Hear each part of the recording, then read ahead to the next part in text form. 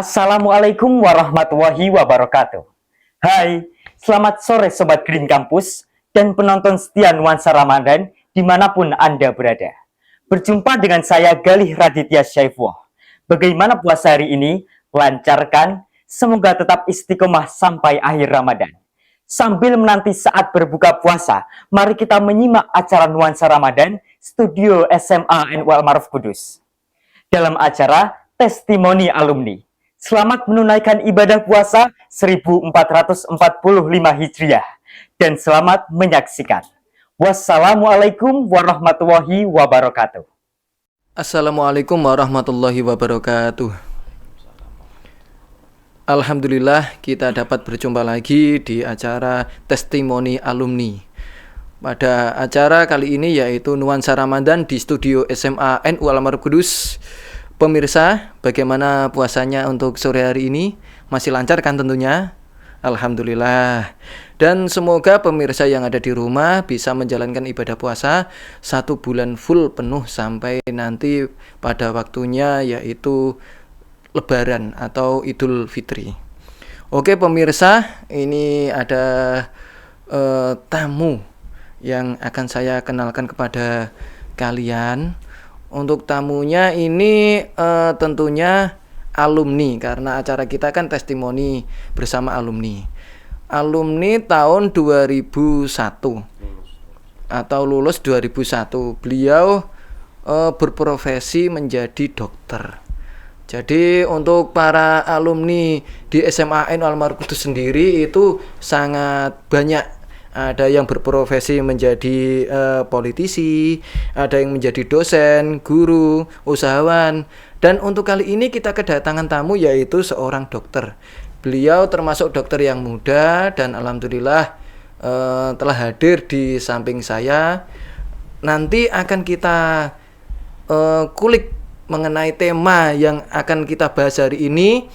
Untuk selebihnya yaitu tema yang akan kita bahas yaitu berpuasa dalam perspektif kesehatan. Langsung saja kita akan berkenalan dengan tamu kita yaitu Mas Dr. Naufal atau Pak Dr. Naufal. Assalamualaikum Pak Dokter. Waalaikumsalam warahmatullahi wabarakatuh. Bagaimana kabarnya? Alhamdulillah sehat Mas. Alhamdulillah. Masih berpuasa ya? Ayo masih. Masih, alhamdulillah. Oke. Sebelum saya mengajukan beberapa pertanyaan mengenai tema yang sudah saya sebutkan tadi Mas Dokter ya, atau Pak Dokter ini enaknya. Pak atau Mas ini enaknya? Mas aja lah. Mas aja. Oke. Sebelum beberapa pertanyaan saya ajukan kepada Mas Dokter, alangkah baiknya Mas Dokter bisa berkenalan, mungkin nama atau mungkin pas pada saat sekolah atau mungkin alamatnya, monggo bisa dikenalkan kepada pemirsa yang ada di rumah. Monggo Mas Dokter. Terima kasih waktunya. Assalamualaikum warahmatullahi wabarakatuh. Waalaikumsalam. Perkenalkan, nama saya Dr. Muhammad Naufal Marom. Asli saya dari Welahan Jepara. Saya alumni SMU Islam Al-Ma'aruf ya, dulu namanya SMU Islam Al-Ma'aruf ya dulu. Nah, okay. Itu saya lulus tahun 2001. Saya lulus tahun 2001. Saat ini saya bekerja di Jepara dengan 4 orang anak. Saya sudah 4, istri 1. Mau nambah 4. Lagi dok? Anaknya maksudnya? Anaknya mau nambah lagi. Insya Allah. Sekarang kesibukan saya ya praktek. Praktek pagi sore praktek. Itu. Untuk di Al-Ma'aruf itu saya lulus 2001. Sekarang alhamdulillah saya lihat Al-Ma'aruf tambah maju ya. Alhamdulillah. Tambah berkembang dari sisi bangunan fisik dan lebih ke dapat menyerap, dapat mengakomodir minat bakat dari siswanya semua. Mungkin mengikuti perkembangan. Ya, kalau dulu zaman saya itu masih IPA, IPS, bahasa paling itu aja. Yeah. Sekarang itu ya ada kayak semacam ini, audio digital ya, studio digital. Ada ya kalau saya amati sekarang prestasi olahraganya masih tetap sama ya. Alhamdulillah masih Dok. prestasi olahraganya masih sama dari Alhamdulillah. zaman saya dulu sampai sekarang masih terkenal berprestasi almarhum. Dan alhamdulillah juga alumninya juga sudah tersebar Mas, sudah tersebar kemana-mana. Banyak teman-teman alumni yang masih komunikasi sampai sekarang.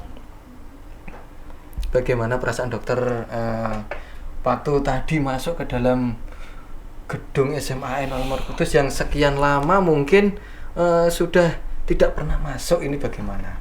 Kalau masuk ya kemarin itu harlah yang kemarin ya setahun yang lalu itu saya sudah kesini. Ya. Saya sering lewat, kalau lewat sering. Tapi Kemarin kalau masuk memang masuk, beberapa jarang ya. Cuman kalau sampai ke dalam enggak. Cuman saya lihat kemarin itu ya dari ada masjidnya yang luas, terus yang saya sampai tahu ya detail, kalau bangunan sudah sering lihat, tapi terkait dengan fasilitas-fasilitas yang termasuk menunjang karir minat bakat siswa itu yang saya kadang sekarang bagus ya. Jadi ada kayak ini minat bakat di bidang mungkin entrepreneur atau mungkin di bidang sosial media atau media seperti ini kan memang sekarang di media digital lah, itu juga diakomodir sama Al Ma'ruf. Jadi saya rasa SMU Al Ma'ruf itu tidak hanya menelurkan yang pinter masalah ilmu agama, ilmu sosial, ilmu umum, tapi juga minat bakat untuk siswanya itu juga diakomodir, dikembangkan. Oke, siap. Bahkan sekarang itu Dok, mengenai ngomong-ngomong tentang digital, bahkan sekarang lab agama kita itu lab agama digital loh. Oh ya. Alhamdulillah sudah lewat ya yang diakomodir oleh Bapak Waka Bagian Keagamaan, yaitu Pak Ulin, Pak Ulin Nuha.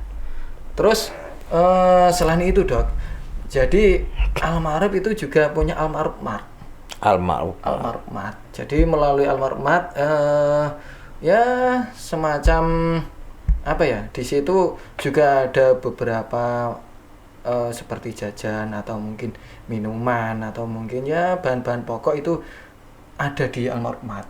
Andai saja kalau hari ini tidak puasa Dok, mungkin di sini sudah ada beberapa minuman saya suguhkan untuk panjenengan. Ya mungkin bisa itu menampung UMKM-nya dari produk-produk siswa sendiri. Iya memang khususnya di bakat beberapa bakat itu anak kan ya juga diajari untuk membuat masakan. Itu ada. Terus nanti dialihkan kepada Al Ma'ruf. Ini tidak langsung ya Dok ya. Daripada kita perkenalan panjang lebar ini. Oke pemirsa, langsung saja mari kita kembali ke tema kita. Ini ada satu pertanyaan Dok untuk panjenengan. Mengenai tema kita yaitu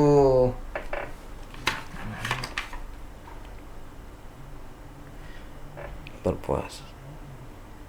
Mengenai tema kita yaitu berpuasa dalam perspektif kesehatan. Ada satu pertanyaan kepada Mas Dokter nih.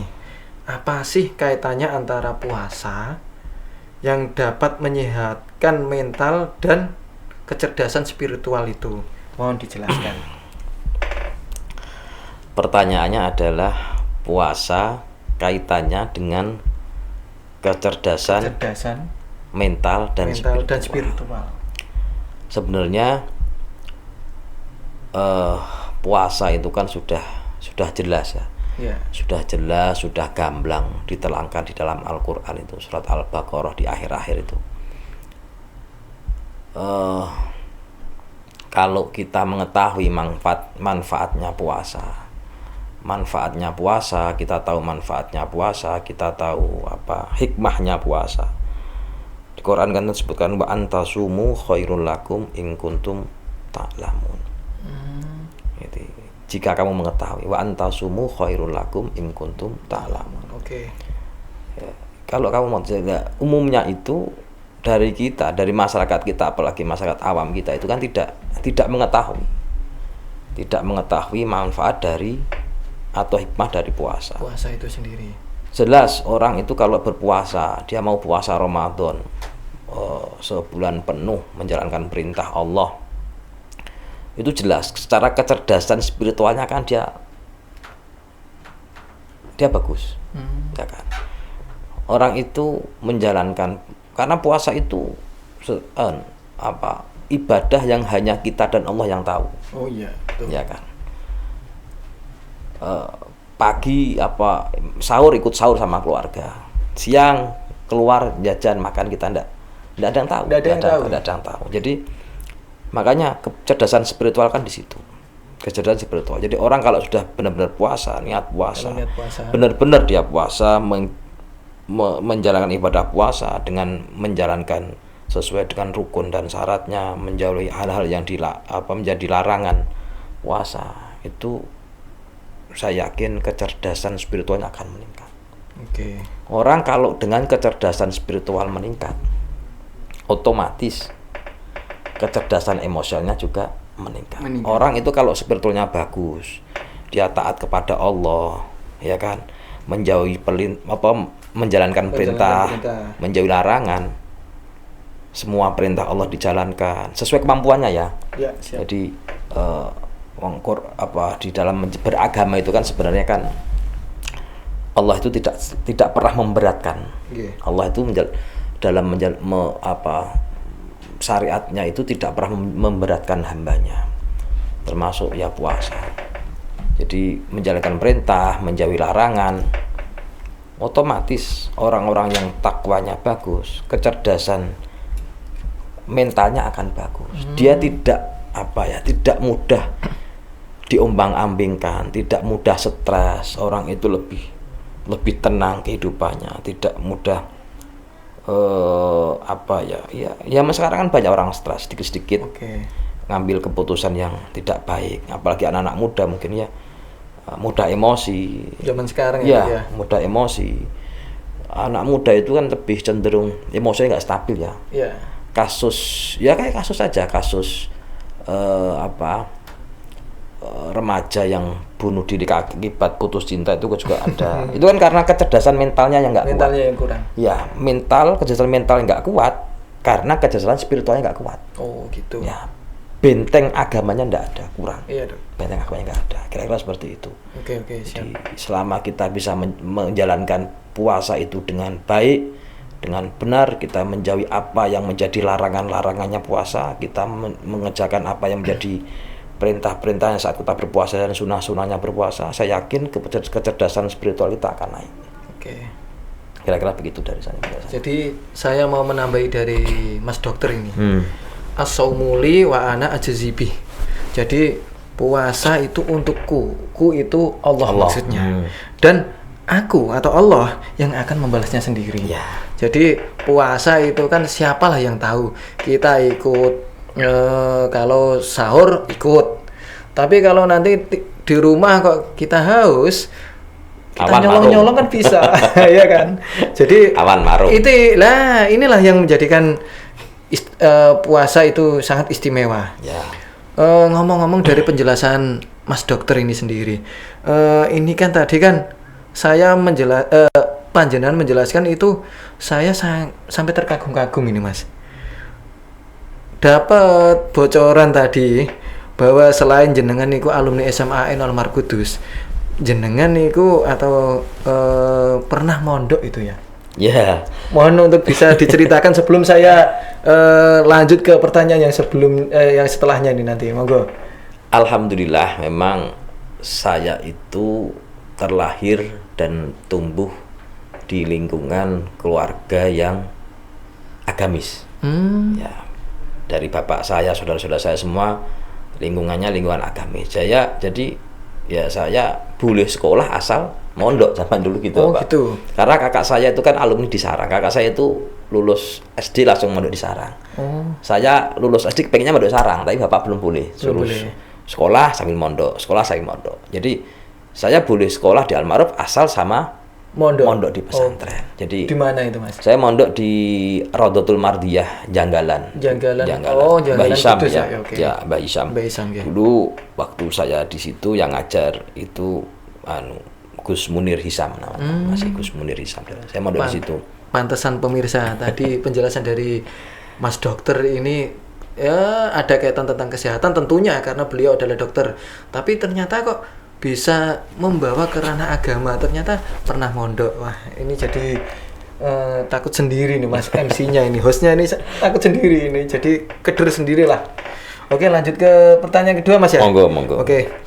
Apa sih indikator dari puasa yang intinya mampu menyehatkan mental dan kecerdasan spiritual? Indikasinya itu seperti apa, Mas? Monggo dijelaskan.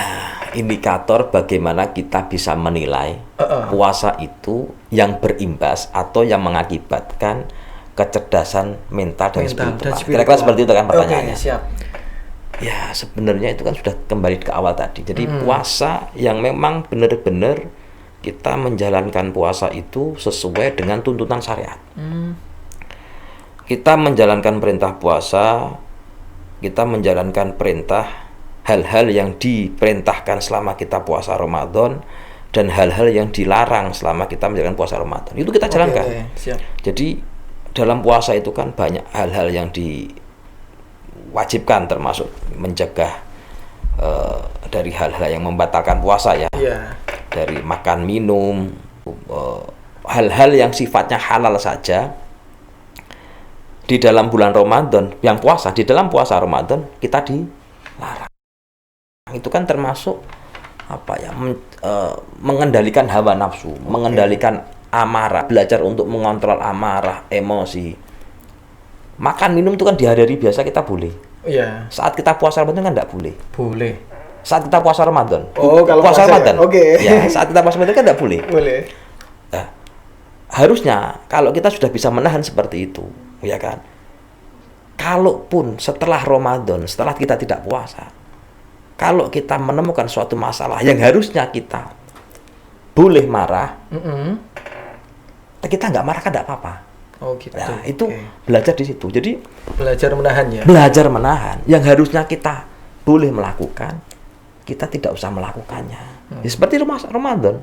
Ramadan itu kan banyak hal-hal yang di luar Ramadan, di luar puasa kita boleh melakukan, tapi di saat kita puasa Ramadan kita belajar untuk tidak melakukan.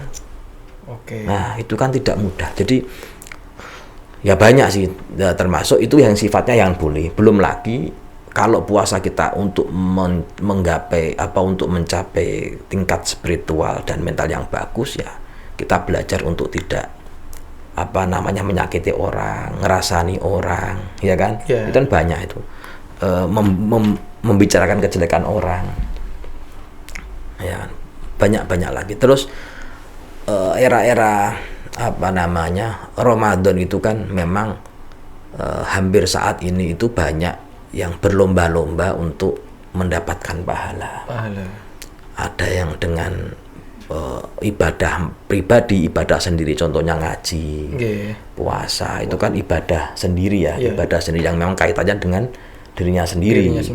Membaca Quran, memperbanyak membaca Quran, ngaji kitab dan lain sebagainya. Tapi ada ibadah sosial yang saya yakin di bulan Ramadan ini rata-rata orang berusaha atau belajar untuk meningkatkannya. Banyak itu kan, setiap sore saat ini ada yang membagi takjil, sedekah. Itu kan pembelajaran tentang ibadah sosial, ibadah sosial. Dan itu juga bagus. Jadi ibadah sosial itu tidak hanya ditingkatkan di saat bulan suci Ramadan.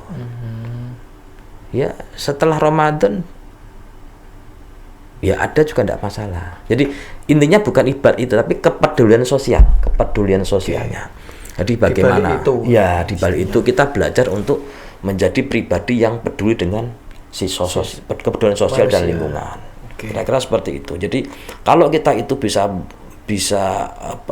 melakukan itu semua, menjalankan perintah Allah, menjauhi larangan, kita peduli dengan lingkungan sosial kita menjauhi hal-hal yang tidak bermanfaat untuk kita, termasuk bicara kejelekan orang, termasuk hal yang dilarang itu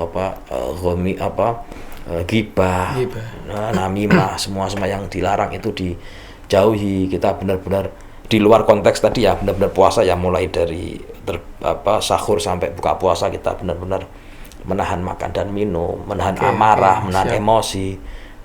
Saya rasa indikator itu akan tercapai. Jadi ibadah puasa kita akan benar-benar dapat meningkatkan kecerdasan spiritual dan kecerdasan emosional. Kira-kira seperti itu, Mas. Ini ada pertanyaan selanjutnya ini, Mas. Mohon dijelaskan apa sih hubungan antara puasa dan kesehatan fisik. Sedangkan sering kita tahu untuk di dunia medis itu banyak pasien yang diminta untuk puasa sebelum operasi. Apa malah enggak, mohon maaf ya, ini saya kan tidak di orang dunia medis, jadi kurang tahu. Kenapa kok orang mau operasi kok malah diminta puasa? Sedangkan kita kan butuh namanya asupan untuk kesehatan biar operasinya berjalan lancar. Itu dari saya loh, Mas, maksudnya. Kan saya kan bukan orang yang lahir dari dunia medis. Ini bisa dijelaskan, monggo. Apa sih hubungan antara puasa dengan kesehatan fisik? Monggo dijelaskan. Ya, kalau terkait dengan tadi operasi ya. Memang hampir semua pasien operasi itu sebelum operasi itu puasa minimal 8 jam. Itu terkait dengan nanti masuknya obat-obatan anestesi. Ya, termasuk tujuan di situ adalah mengkosongkan lambung ya. Kadang ada obat-obat anestesi yang menyebabkan mual. Kalau di lambungnya belum kosong kan bisa jadi mual muntah. Atau mungkin prestatifnya terganggu. Jadi memang disarankan minimal 6 jam atau idealnya 8 jam sebelum melakukan tindakan operasi. Kaitannya dengan puasa itu. Kembali lagi, puasa itu kan mengatur atau merubah pola makan kita. Ya kan?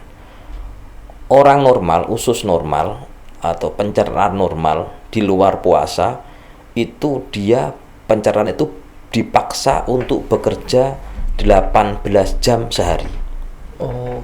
Ya. Jadi kondisi normal bukan kondisi di luar puasa, kondisi di luar puasa itu keseharian itu orang kan makan, ngemil, minum, itu kan memaksa ya pencernaan itu tetap bekerja terus menerus itu rata-rata itu kan hari kan ya gitu.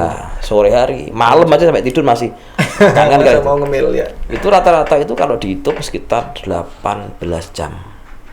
Jadi pencernaan cuma istirahat berapa itu? 6 jam enggak sampai ya. 6 jam ada berapa jam?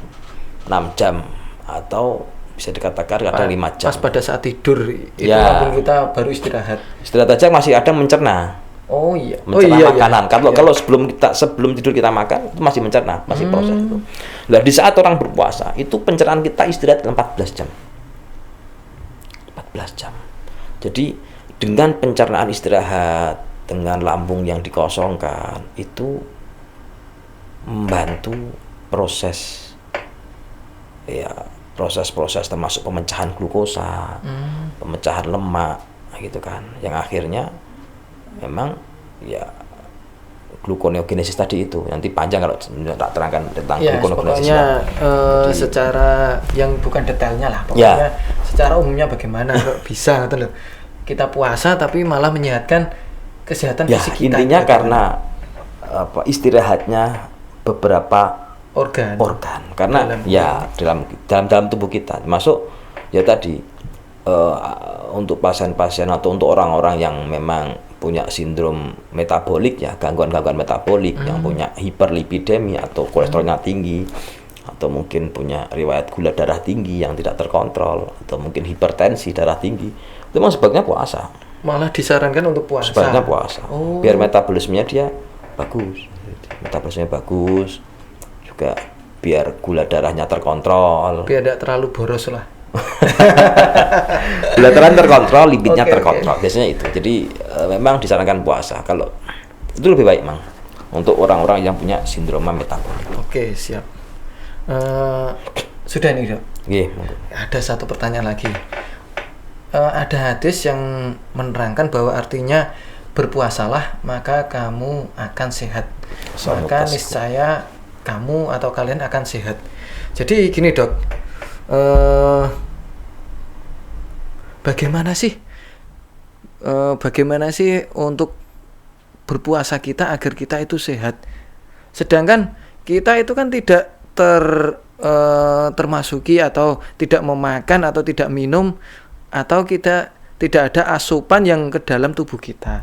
Otomatis kita, mohon maaf ya Dok, otomatis kita lemas atau bagaimana.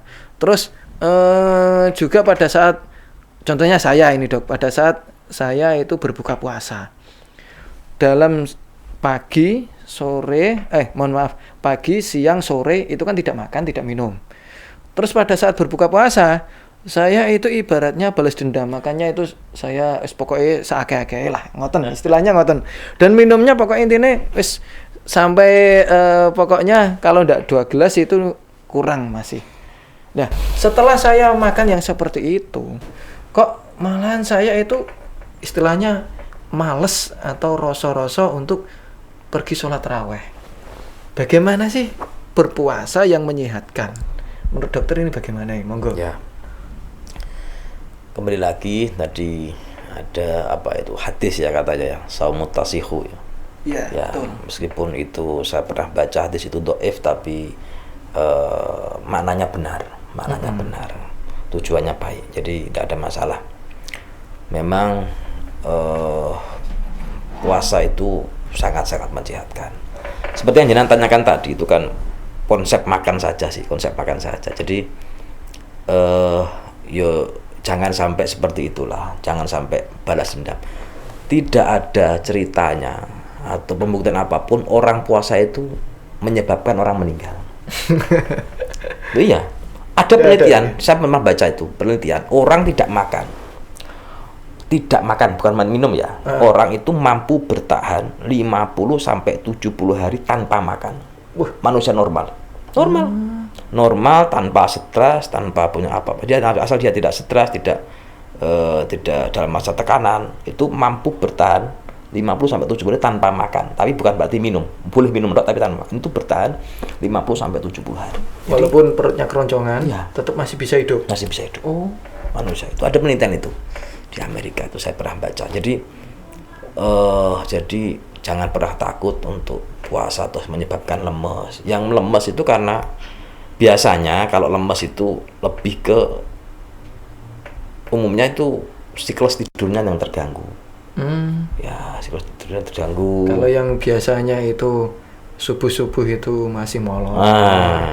Paling dibangunkan itu kan pada saat adzan subuh. Sedangkan kita jam 2 apalagi yang emak-emak ini atau ibu-ibu ini atau mungkin yang perempuan lah harus menyiapkan makan sahur itu kan jam 2 mungkin kan sudah harus bangun. Setidaknya jam 2:30. Mungkin sampai subuh bahkan sampai pagi. Kan ngoten nggih, Dok ya? Oke. Jadi kalau memang siklus tidurnya dia itu bagus dalam 24 jam itu. Kalau idealnya normal itu 7 sampai 8 jam. Tapi kalau saya bilang 6 jam cukup lah. 6 jam cukup. 6 jam itu dalam 24 jam. Kalau mungkin malamnya tidur 4 jam, ya berarti siang harus tidur 2 jam. Jadi itu nggak akan lemas. Kalau terkait makan, ya normal saja. Memang dalam hadisnya itu ada dianjurkan berbukalah dengan yang manis. Tapi bukan berarti manis sekali. Tidak semua manis. Jadi maksudnya kalau Rasulullah itu kan kurma 3 gitu-gitu kan paling kan. Kan kalau kita kan enggak, manisnya kan tidak hanya kurma. Kolak manis, teh manis, ya kan? Apa-apa manis semua. Jadi jadi manisnya. Nanti yang diharapkan untuk setelah puasa dia itu sehat enggak dapat. Setelah itu nanti pas terakhir makan apa? Mila itu kalori semua, karbohidrat semua. Jadi buka puasanya manis semua. Ya kan, manis semua. Setelah terawih juga makanan berat lagi, karbohidrat, belum nanti sahur. Itu ya makannya normal seperti orang makan biasa. Ya kalau memang biasanya teh cukup satu gelas kecil atau satu cangkir untuk pembuka. Setelah itu mau makan terus sholat, terus makan biasa nasi, setelah itu sholat, seperti biasa aja. Jadi gini, Dok, niatan tidak berlebihan saja, tidak berlebihan. Niatan kita kan yang mohon maaf yang enggak tahu atau kurang tahu tentang hal medis kan, niatan kita itu kan mengembalikan apa yang selama 1 hari penuh itu belum terpenuhi. Niatan kita seperti itu, aslinya seperti itu mungkin. Itu aslinya niatan saya sendiri sih maksudnya. Jadi glukosa atau Iya. itu kan ada penyimpanan di dalam hati, disimpan dalam hati, dalam otot kan semua. Kalau di dalam perut kita tidak ada makanan yang diproses untuk menjadi glukosa, ya akan memecah dari situ, memecah dari otot, dari hati. Jadi tidak ada masalah. Jadi tetap terpenuhi ya. Tetap terpenuhi, Oke. tetap terpenuhi, tetap sehat. Jadi Tidak masalah. ya intinya kita dalam berbuka, mungkin dalam sahur juga, mungkin secukupnya lah. Secukupnya. Secukupnya bagaimana kebiasaan kita makan, kebiasaan kita minum itu jangan terlalu langsung, misalkan kita berbuka itu langsung posisinya yang seperti saya bicarakan tadi. Ya. Kita harus makan yang banyak dan yang lain, itu malah istilahnya memaksakan tubuh organ dalam kita seperti yang tadi dokter katakan lambung dan lain-lain Ya. tadi kan. Tapi ada beberapa tambahan untuk pasien-pasien lansia, untuk orang-orang lansia memang ada kebutuhan khusus ya. Yeah. Untuk orang lansia itu kebutuhan cairannya memang berbeda. Jadi orang lansia itu lebih gampang dehidrasi selama dia puasa. Jadi memang ada aturan itu, kalau nggak salah 30 sampai 50 cc per kilogram berat badan. Kebutuhan cairan sehari. Jadi kira-kira kalau dia berat 50 ya 1.500 ya. Nah, cairannya segitu untuk kebutuhannya. Boleh dibagi tuh. Pas buka berapa, nanti setelah tarawih berapa, pas sahur berapa. Jadi harapannya saat siang, saat panas itu dia tidak dehidrasi. Untuk pasien-pasien yang lansia. Oke dok, sebelum jenengan panjang lebar, ini seharusnya untuk pertanyaan selanjutnya ini. Untuk bagaimana kita mengkonsumsi makanan sendiri ya, etikanya itu bagaimana yang pas menurut kesehatan? Saat kita sahur, saat kita berbuka itu etikanya itu bagaimana sih pada saat kita makan itu? Oh. Oke, monggo. Ya, etikanya buka sahur yang pertama memang tidak boleh berlebihan. Jangan berlebihan. Memang dalam makan buka puasa utamanya. Buka puasa itu ya makan memang dibutuhkan glukosa. Ya, mungkin kalau umumnya di kita ya, kalau kita mengambil sunnah ya kurma itu bisa, kurma 3 biji lah. Kalau di kita kan biasanya umumnya ya teh manis hangat 1 cangkir. Setelah itu ya normal aja, makan nasi terus dengan lauk, sayur dan lain sebagainya. Yang penting karbohidratnya dapat, protein dapat, gitu kan. Terus nanti ya air putih yang banyak, sudah gitu aja. Karbohidrat dapat, glukosa dapat, protein dapat, lemak juga dapat, ya kan. Jadi tidak ada masalah. Yang penting jangan berlebihan, jangan sampai kekenyangan, jangan sampai terlalu pedas, itu juga nanti tidak baik ya untuk apalagi untuk pasien-pasien yang punya riwayat mah, punya riwayat penyakit lambung. Terlalu pedas juga nggak baik kan gitu. Jadi sewajarnya saja, jangan sampai berlebihan gitu aja. Nanti sahur juga sama. Sahur itu kan memang sunnahnya diakhirkan ya, diakhirkan. Memang butuh ya, normal saja, butuh glukosa, butuh gula, ya bisa didapat glukosa, gula kan bisa didapat dari minuman manis, bisa dapat dari buah-buahan manis, bisa didapat dari nasi juga ada glukosanya kan itu. Jadi itu terus ya yang penting ada tadi butuh protein, butuh karbohidrat, butuh lemak gitu aja. Kalau untuk orang-orang tertentu memang saat-saat tertentu ya Butuh konsumsi cairan minum. Mungkin kalau pas sahur ya air putih ya, jangan. Kalau manis itu kan nanti sering pipis malah dehidrasi. Apalagi kopi, teh yang terlalu banyak juga tidak disarankan pada saat sahur.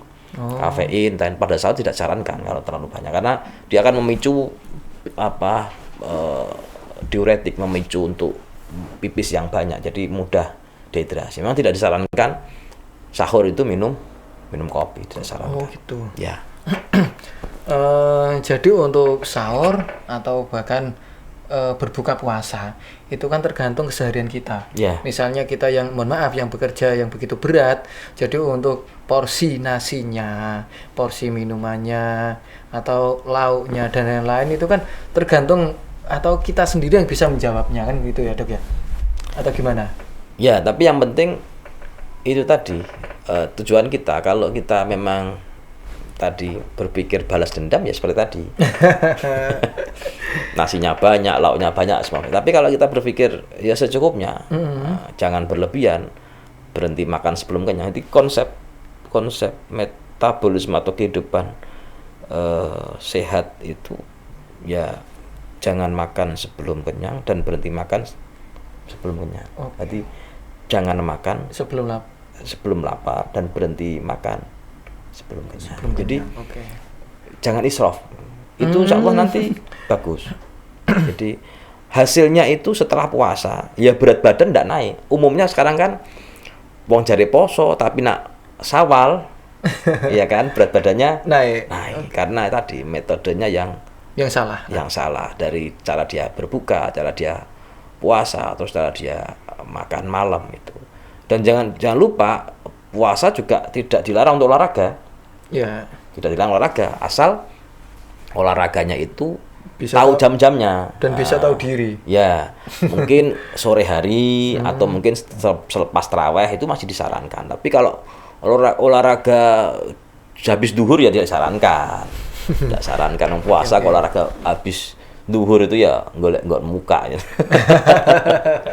Sore tidak apa-apa, sore gitu kan paling nanti 1 jam atau 1-2 jam menjelang 1 jam atau 2 jam menjelang buka puasa. Ada apa olahraga, mau sepeda, mau apa, tidak apa-apa, tidak masalah. Oke Dok. Tidak masalah. Kalau kita di hari biasa kan kita makannya kan 3 kali sehari. Terus di puasa ini kan 2 kali, sahur sama buka. Terus semisal setelah kita berbuka, terus kita melakukan sholat tarawih, habis itu kita membaca Al-Quran atau tadarus, setelah itu kita pulang, terus kita makan lagi itu sebelum tidur itu sehat apa enggak Dok? Jadi ini aslinya kebiasaan saya ini Dok. Kebiasaan saya, tapi makannya itu tidak makan yang terlalu berat. Jadi katakanlah membuat mie atau mungkin apalah gitu untuk cemil-cemilan. Tapi itu mohon maaf, untuk saya makan dan waktu saya jedanya itu tidur, itu mungkin jedanya cukup setengah jam itu menurut kesehatan itu bagaimana Dok? Monggo dijelaskan. Sebenarnya terkait makan sebelum tidur itu kurang baik. Jadi jedanya itu ya kalau ideal sih 3 jam, tapi terlalu lama ya. Saya 1 jam lah cukup lah. Oh gitu. 1 jam sebelum tidur itu harus sudah tidak makan, apalagi mengkonsumsi makanan-makanan yang memang karbohidratnya tinggi. Atau yang pedas ya nanti paling efeknya ya sering kembung, nggak nyaman di perut. Tapi kalau kekenyangan juga seperti itu. Jadi kalau bisa ya katakanlah tidur jam 10 ya kalau mau makan lagi atau mau nyemil ya jam 8 setengah 9 lah. Ya. Kan pada saat itu saya kan ya katakanlah masih di musola untuk tadarus atau mungkin membaca Al-Quran atau mungkin sedikit setelah itu ya jagung gede lah, sedikit jagung kumpul sama teman-teman pada saat setelah membaca Al-Quran tadi, ngoten.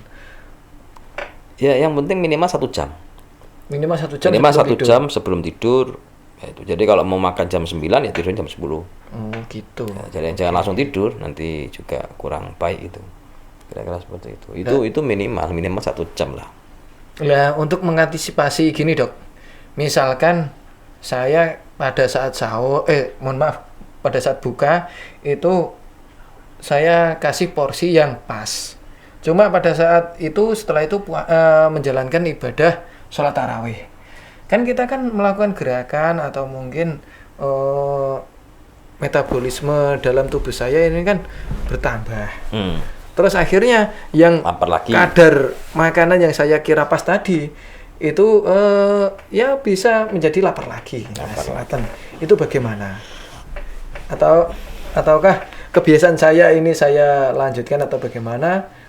atau bagaimana? Monggo. Ya, yang penting tadi konsepnya itu untuk makan diupayakan 1 jam sebelum tidur.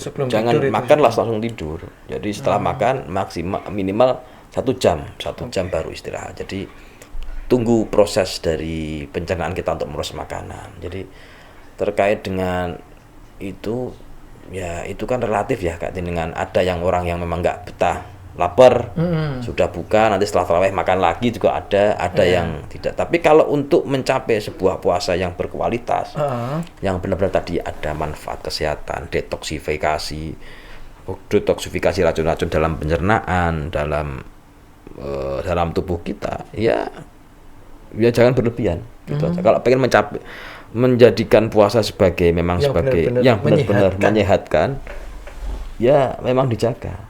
Oh gitu. Ya, just buka sama sahur aja. Kalau mau ngemil paling ya buah aja cukup. Oh gitu. Buah, air putih.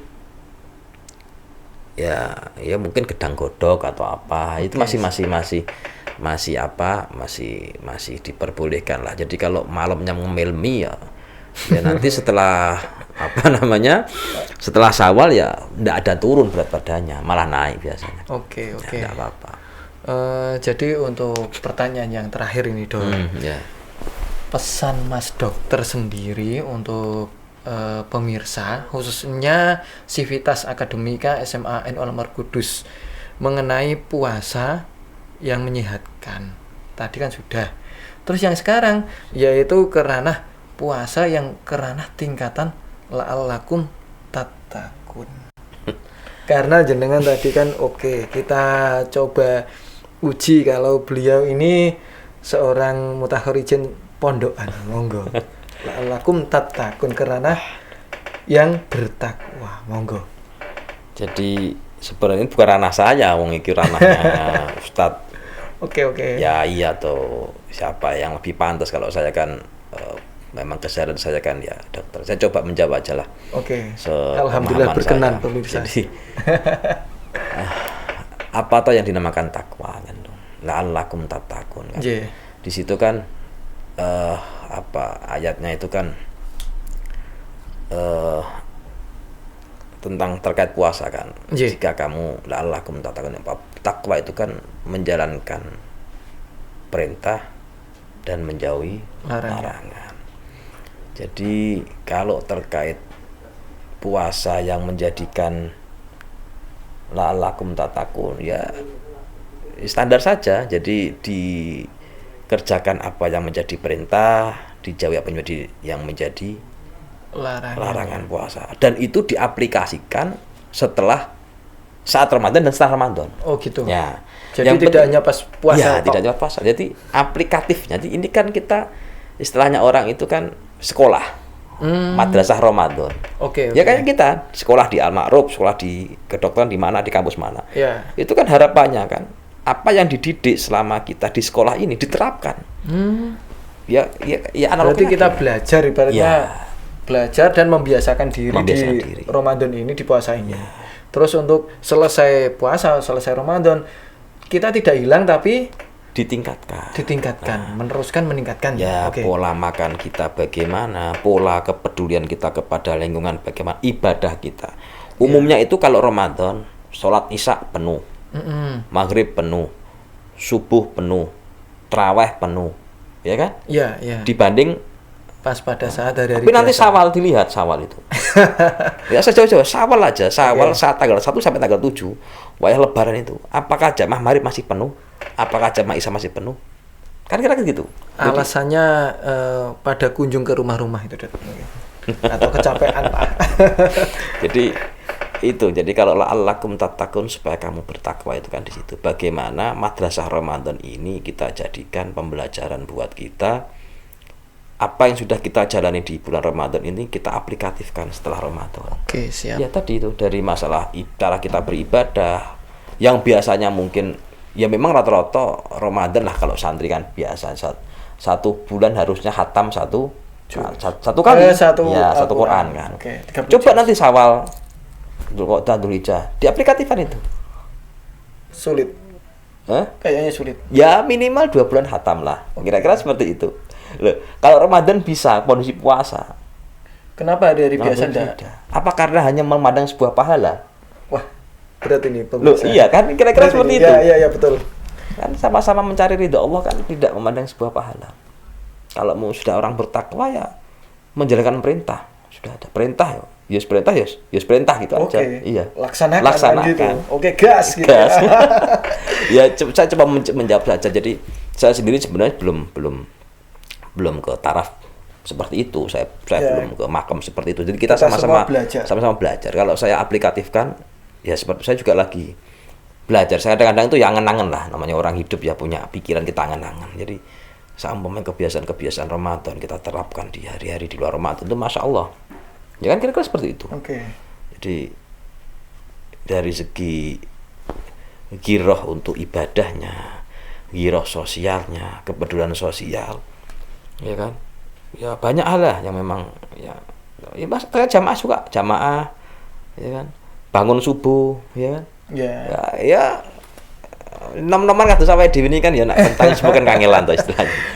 Tapi kalau dipaksa untuk sahur nantinya bisa. Ya, kita kira seperti itu. Jadi bagaimana ya kayak hampir sama kayak orang-orang umroh, orang-orang haji lah. Ya orang haji, orang umroh itu di sana dia seragam ibadah, jamaah 5 waktu. Itu coba diaplikasikan saat pulang di rumah. Bisa enggak? Kalau emang dia haji mabrur kan bisa. Iya. Ramadan gitu sama. Di luar Ramadan dia tetap ibadahnya sama kayak Ramadan. Itu bagus. Dari segi dia bangun malam, ya kan? Iya. Ya, dari menjaga makanan yang tidak berlebihan, sholatnya apa itu ya baru dikatakan la'allakum tattaqun. Kira-kira seperti itu. Mungkin ada pesan untuk pemirsa khususnya adik-adik SMA Al Markudus ini monggo. Ya untuk adik-adik SMU Al-Ma'ruf, SMU NU Al-Ma'ruf SMA NU Al-Ma'ruf ya sekarang NU Al-Ma'ruf. Jadi memang kalian semua harus bersyukur bisa bersekolah di sini yang memang bermadhab Ahlussunnah wal Jamaah An-Nahdliyah. Itu memang sebuah kebanggaan. Apa yang kita lakukan, apa yang kita kerjakan semua itu bermadhab dasarnya jelas. Ya kan? Sanad keilmuannya jelas. Ya kan? NU itu kan kelebihannya di situ.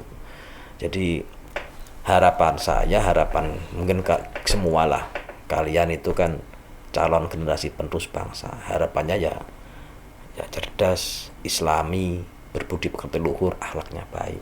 Jadi karena Islam, NU itu kan jelas harus komplit itu. Mungkin sesuai visi kita. Visi kita apa? Visi Ma'ruf. Maju dalam prestasi, santun dalam pekerti. Wah, maju dalam prestasi, santun dalam pekerti. Itu sudah bagus itu. Jadi tinggal diterapkan nanti bagaimana sekolah ini untuk menggapai visi tersebut. Kira-kira seperti itu. Jadi prestasinya ditingkatkan, akhlaknya, budi pekertinya ditangkan. Karena apalagi Islam, NU, wah itu sudah kalau itu benar-benar dijalankan semua, saya kira ya tidak ada barokahnya gede lah. Jadi kalau itu dijalankan barokah. Karena kata-kata barokah itu kadang kita tidak jelas. Jadi lulusan Al-Ma'ruf zaman dulu itu banyak yang jadi orang sukses karena keberkahannya, barokahnya. Saya sendiri juga dulu nggak punya cita-cita jadi dokter, saya nggak punya. Terus cita-citanya apa dulu? Kalau ya anak kecil saja. Kalau anak kecil kan dulu kan contoh saya. Dulu anak kecil kan cita-citanya itu ngolah-ngaleh, Dok, istilahnya. Kalau kita lihat pesawat, kita pengen jadi pilot. Kalau kita lihat Pak polisi di jalanan atau mungkin di kantor, itu kita pengen jadi polisi. Kalau kita sedang nonton TV, Pak Presiden, ada sambutan Pak Presiden, kita pun pengen menjadi Pak Presiden. Lah, ini asli nih cita-citanya Pak Dokter sebelum menjadi dokter sendiri itu apa? Jadi sebelum kita tutup acara kita ini, cita-cita itu karena lingkungan saya karena rata-rata pesantren. Saya pengen mondok, sudah itu aja, simple. Saya pengen mondok. Karena bapak saya itu kadang selalu nggak boleh. Ojo nang, kamu mondok sama sekolah. Karena sampai mengenang ke saya sampai sekarang. Bapak itu ingin memiliki anak yang bisa membanggakan orang tua. Alhamdulillah. Itu permintaan itu ya ngalir saja. bicaranya ngalir saja, tapi itu mengena ke saya.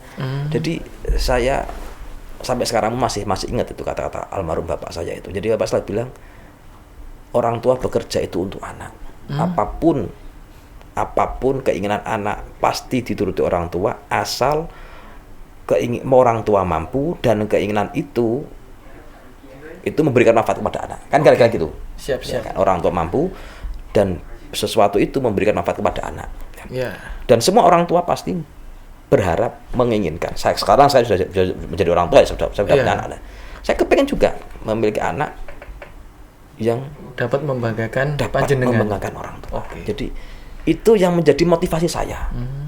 Saya kuliah, saya dulu tuh dari Jangkalan ke sini naik sepeda, belajar sama teman saya, Saiful Komari itu yang di kos di sini, saya belajar naik sepeda. Ya. Loh, dulu belum bisa naik sepeda maksudnya atau gimana? Naik sepeda, kan saya di pondok nggak boleh naik motor, naik sepeda ondel. Oh gitu. Saya punya motor tapi saya naik sepeda ondel dari sana ke situ. Jadi ya untuk belajar malam, belajar. Ya sinau ono PR ke sini ke pelosok naik sepeda dari Jangkalan, takon.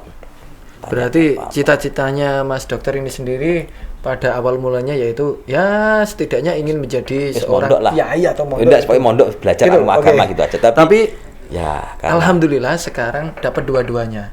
Jadi beliau walaupun dokter tapi sudah kita dengar sendiri tadi dari jawaban-jawaban beliau ini meranah ke segi agama. Jadi orang tuanya alhamdulillah bapaknya itu sangat bangga terhadap jenengan, dan kami pun selaku Sivitas Akademika SMA Ainul Almarhum Kudus pun merasa bangga mempunyai alumni panjenengan. Istilahnya ngoten. Oke, Dok, terima kasih atas jawaban-jawaban dari Pak Dokter. Keingat ada satu. Ini kan masanya PPDB. Penerimaan peserta didik baru. Oh ya. Mungkin pesan atau beberapa patah kalimat untuk adik-adik kita yang ada di bangku SMP, MTS kelas 9 khususnya atau kelas 3. Mungkin karena ini saya hostnya Dok ya, mohon maaf. Ada permintaan khusus ini. Untuk bisa mendaftar atau bagaimana, monggo. Ya. Jangan pernah takut, jangan pernah gengsi untuk bersekolah yang ada agamanya. Jadi kalau di almarhum itu komplit, agama dapat, umum dapat. Nah, gitu. Potensi siswa juga dikembangkan. Jadi almarhum ini kalau saya paket komplit. Umumnya dapat, umumnya juga bagus, agamanya juga bagus. Jadi paket komplit kalau di almarhum. Saya kebetulan juga 2 ponakan saya di sini. Oh, kelas berapa? Kelas berapa ya? Kelas 1 sama kelas 2 kalau nggak salah. Ada 2 ponakan saya di sini. Jadi memang ya saya arahkan untuk di sini ya, selain mau di mana yang paket komplit. Ya, paket komplit. Nggak pakai telur tapi. Sudah cukup? Alhamdulillah pada kesempatan kali ini kita sudah berbincang-bincang dengan Mas Dr. Naufal. Ada beberapa poin kesimpulan yang saya catat hari ini. Yang pertama yaitu belajar menahan hawa nafsu, yaitu dengan cara mungkin makan, minum kita, atau mungkin yang sudah bersuami istri menahan hawa nafsunya dengan cara yang lain. Terus yang kedua yaitu belajar hidup sehat sesuai tema kita. Tadi Pak Dokter sudah menjelaskan bahwa kita harus belajar hidup sehat tidak hanya di puasa ini, di Ramadan ini, tapi nanti di Syawal atau selebihnya sampai kembali ke Ramadan lagi kita belajar untuk hidup sehat. Gitu ya Pak? Jangan berlebihan. Jangan berlebihan. Karena yang berlebihan itu kurang baik, tidak baik. Yang selanjutnya yaitu belajar menjadi orang yang bertakwa. Saya, Pak Dokter, dan siapapun itu pemirsa, kita tetap hari ini mungkin masih belajar. Nggak usah takut, nggak usah ragu, ataupun nggak usah malu untuk belajar. Jadi kita bertakwa pun masih belajar dan belajar. Oke. Dilatih. Jadi berpuasalah agar kalian semua menjadi pribadi yang lebih sehat. Oke, terima kasih Pak Dokter untuk waktunya hari ini. Mungkin Sama-sama. kita dapat bertatap muka kembali di lain waktu di acara Nuansa Ramadan. Oke, Terima untuk kasih waktunya. Iya. Kalau dari saya ada kurang lebihnya, saya mohon maaf. Oke, Kalau terima dalam kasih. penyampaian saya ada yang kurang sama-sama siap. kurang baik, kalau kurang berkenan ya, dimaafkan. Oke, siap. Tetap kita memaafkan lah istilahnya ngoten. Oke, pemirsa jangan lupa untuk like and subscribe di channel kita di YouTube SMAN Al-Amar Kudus. Semoga dengan kalian like atau mensubscribe, kalian bisa mengikuti acara-acara di SMAN Al-Amar Kudus. Kurang lebihnya saya Dimas Sedatmojo mohon undur diri. Wawal muwafiq ila aqwamit thoriq. Wassalamualaikum warahmatullahi wabarakatuh. Waalaikumsalam warahmatullahi wabarakatuh. Assalamualaikum warahmatullahi wabarakatuh. Alhamdulillahirabbil alamin wa bihi nasta'in ala umuri dunya waddin. Wassalatu wassalamu ala asyrafil anbiya'i wa imamil mursalin sayyidina wa maulana Muhammadin wa ala alihi wa sahbihi ajma'in, amma ba'd. Pemirsa setia YouTube SMA NU Al-Ma'ruf Kudus dimanapun Anda berada, semoga kita senantiasa diberi kekuatan, diberi kesehatan oleh Allah Subhanahu wa Ta'ala, sehingga dapat menjalankan puasa Ramadan tahun ini dengan sukses, dengan lancar, tidak ada halangan suatu apapun. Amin Allahumma amin. Bertemu kembali dengan kami dalam Nuansa Ramadan 1445 Hijriah SMA NU Al-Ma'ruf Kudus. Mari kita dengarkan kembali dan ngaji bareng bersama Kiai Haji Bahauddin Nur Salim atau Gus Baha. Dimanapun Anda berada, mari kita simak ilmu yang akan disampaikan oleh Gus Baha. Mudah-mudahan kita senantiasa mendapat ilmu yang barokah, ilmu yang bermanfaat. Amin Allahumma amin. Selamat menyimak dan mendengarkan. Wallahul muwafiq ila aqwamit thoriq. Wassalamualaikum warahmatullahi wabarakatuh. Dalam ilmu sosial itu kita harus jawab tidak tahu. Manusia itu makhluk yang paling nggak jelas. Sekarang soleh, suatu saat bisa saja nggak soleh. Yang sedang nggak soleh, suatu saat soleh. Sesuatu yang mungkin rubah kok kamu fanatik itu gimana? Nalarnya itu gimana? Coba kita tahu dulu, Wahsy itu pembunuh Hamzah, akhirnya mati mukmin ya kan? Padahal orang yang sangat dibenci Rasulullah karena membunuh Sayyid siapa? Hamzah. Sa'labah yang tukang itikaf di masjid, akhirnya su'ul. Kita tidak pernah. Nah kalau nggak pernah tahu ya tidak usah terlalu fanatik biasa. Kayak jenengan seneng saya itu ya saya tidak tahu sampai kapan ya. Saya seneng sampean sampai kapan ya. Kayak suami istri. Pas nikah harmonis bulan madu sampai kapan bertanya. Yang jelas paling awet itu pasangan jelek itu pasti nggak awet. Makanya jadi guyonan. Pasangan itu jangan baik-baik gak awet, kalau jelek itu awet. Ternyata maksudnya cantik sama ganteng. Itu suatu saat pasti jadi jelek. Yang jelek sama jelek pasti jelek terus. Makanya jadi guyonan. Kalau pasangan jelek itu awet katanya. Tapi kalau pasangan baik, ternyata baik wajahnya itu pasti gak awet. Suatu saat pasti jelek. Tapi yang jelek awet. Karena mulai dulu ya jelek sampai itu. Awet jeleknya maksudnya bukan.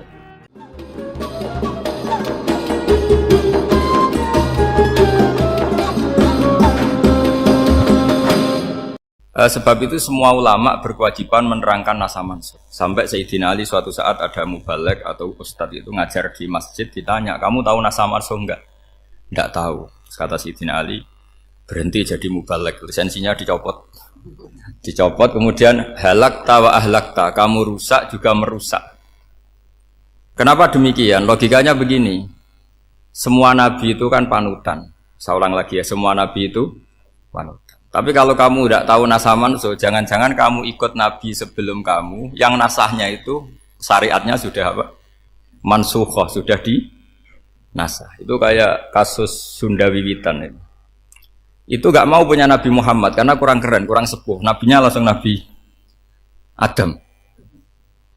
Resikonya adalah beberapa aliran sesat itu, aliran yang kurang benar itu, zaman Nabi Adam kawinan otomatis sama saudaranya. Lalu masa sekarang kita membolehkan kawin sama apa? Kalau sama Nabi Adam mau tidak mau. Karena yang cowoknya ya bin Adam, putrinya binti. Lalu Allah bikin satu sunnah yang suami istri itu harus beda, yaitu satu kandungan itu melahirkan satu pasang. Dan mulai dulu memang pasangannya orang jelek itu orang cantik. Makanya agak sial itu yang perempuan-perempuan itu. Memang mulai dulu gitu. Kalau cantik itu kesunatannya dapat jelek gitu. Nanti sama-sama masuk surga. Karena yang cowoknya ibadahnya syukur, yang ceweknya sabar ya. Itu nanti sama-sama. Nah, kebetulan si Qabil itu ganteng sekali Qabil. Berpasangan dengan Labuda itu jelek gembrot, pokoknya tidak cantik. Enggak lah, kebalik. Qabil itu berpasangan sama Iklimah. Jadi Qabil ganteng, punya adik kandung namanya Iklimah itu cantik sekali. Yang Habil itu rapati apa? Berarti yang Habil apa? Ya dapati ganteng, berbarengan dengan Labuda juga dapati cantik. Nah karena tadi ya berarti Qabil bareng siapa? Iklimah, Habil, Labuda. Maka untuk kawin ini nggak boleh satu kandungan. Jadi dulu karena nggak ada perbedaan ibu bapak, mau tidak mau beda. Yang penting beda. Yaitu akhirnya apa? Qabil dapat Labuda, yang Habil dapat Iklimah karena beda kandungan. Itu sudah cukup. Nah, akhirnya kan nggak terima si Qabil. Masa orang ganteng dapat orang jelek. Jadi mulai dulu itu maunya orang ganteng ya dapat orang cantik, nggak terima. Tapi Allah ngatur seperti itu. Akhirnya terjadi percekcokan. Nah, dulu itu semuanya itu religius, sehingga ukuran percekcokannya masih religi, yaitu ya gini saja, kita ngadakan korban, yang diterima itu yang menang. Ya ternyata dalam kompetisi itu yang menang siapa? Habil. Akhirnya Habil jadi menikahi siapa? Iklim. Kalau sekarang kompetisinya kan siapa paling kaya ya menang, lebih gampang. Nah kemudian bayangkan misalnya, ya saya ini menerangkan asa mansuh. Kita semua sering ngomong, sering berkoar-koar, sering menyarankan atau mewajibkan para nabi itu panutan dalam semua perilakunya. Ternyata ada beberapa perilaku yang sudah dinasah atau dihapus ketentuannya oleh syariatnya Rasulullah Shallallahu Alaihi Wasallam. Maka mengenali nasah mansuh itu keharusan dalam ulumul Quran. Ya, makanya Allah mengatakan apa? Manansah min ayatin aw nunsiha pasti na'ti bi khairim minha aw misli. Jadi saya nerangkan nasah mansuh itu dua sesi. Satu sesi antar nabi, dua di internal syariatnya apa? Sekali saja hari ini tok, sudah setelah itu anggap pinter sudah. Kalau sudah jangan tanya lagi. Nah, ada beberapa lagi syariat yang masalah metode. Dulu Nabi Nuh itu dibolehkan oleh Allah saking mangkelnya sama orang kafir. Saya ulang lagi, orang kafir itu kan biadab sekali, nempat buminya Allah, makan rezekinya Allah, kemudian mengkafirkan Allah. Pikirannya Nabi Nuh, orang biadab gini nggak layak hidup, itu pikirannya Nabi Nuh. Kalau dia pakai militer, tidak punya militer, ya pakai langit akhirnya. Pakai kekuatan langit, beliau berdoa, Rabbi la tadzar alal ardi minal kafirina dayyara. Innaka intadzarhum yudillu ibadaka wa la yalidu illa fajirong kafar. Ya Allah, mereka ini orang-orang kafir. Padahal pakai bumi engkau, pakai rezeki engkau. Matikan semua saja. Jangan sisakan satu pun. Karena kalau masih sisa, nanti anak turunnya ya gitu. Gennya gendo ya pasti melahirkan gendo. Gen, wa la yalidu illa fajirong kafar. Kalau kamu sisakan pasti melahirkan generasi gendo lagi, kafir lagi. Dituruti sama Allah. Kecuali orang 80 yang ikut Nabi Nuh. Nah, orang 80 yang ikut Nabi Nuh ini selamat karena iman. Maka generasi yang sekarang ini termasuk saya semua ini semuanya turunan orang iman. Maka kita ini punya dua status. Satu, Allah kadang manggil kita ya Bani Adam karena faktanya kita turunan Nabi apa?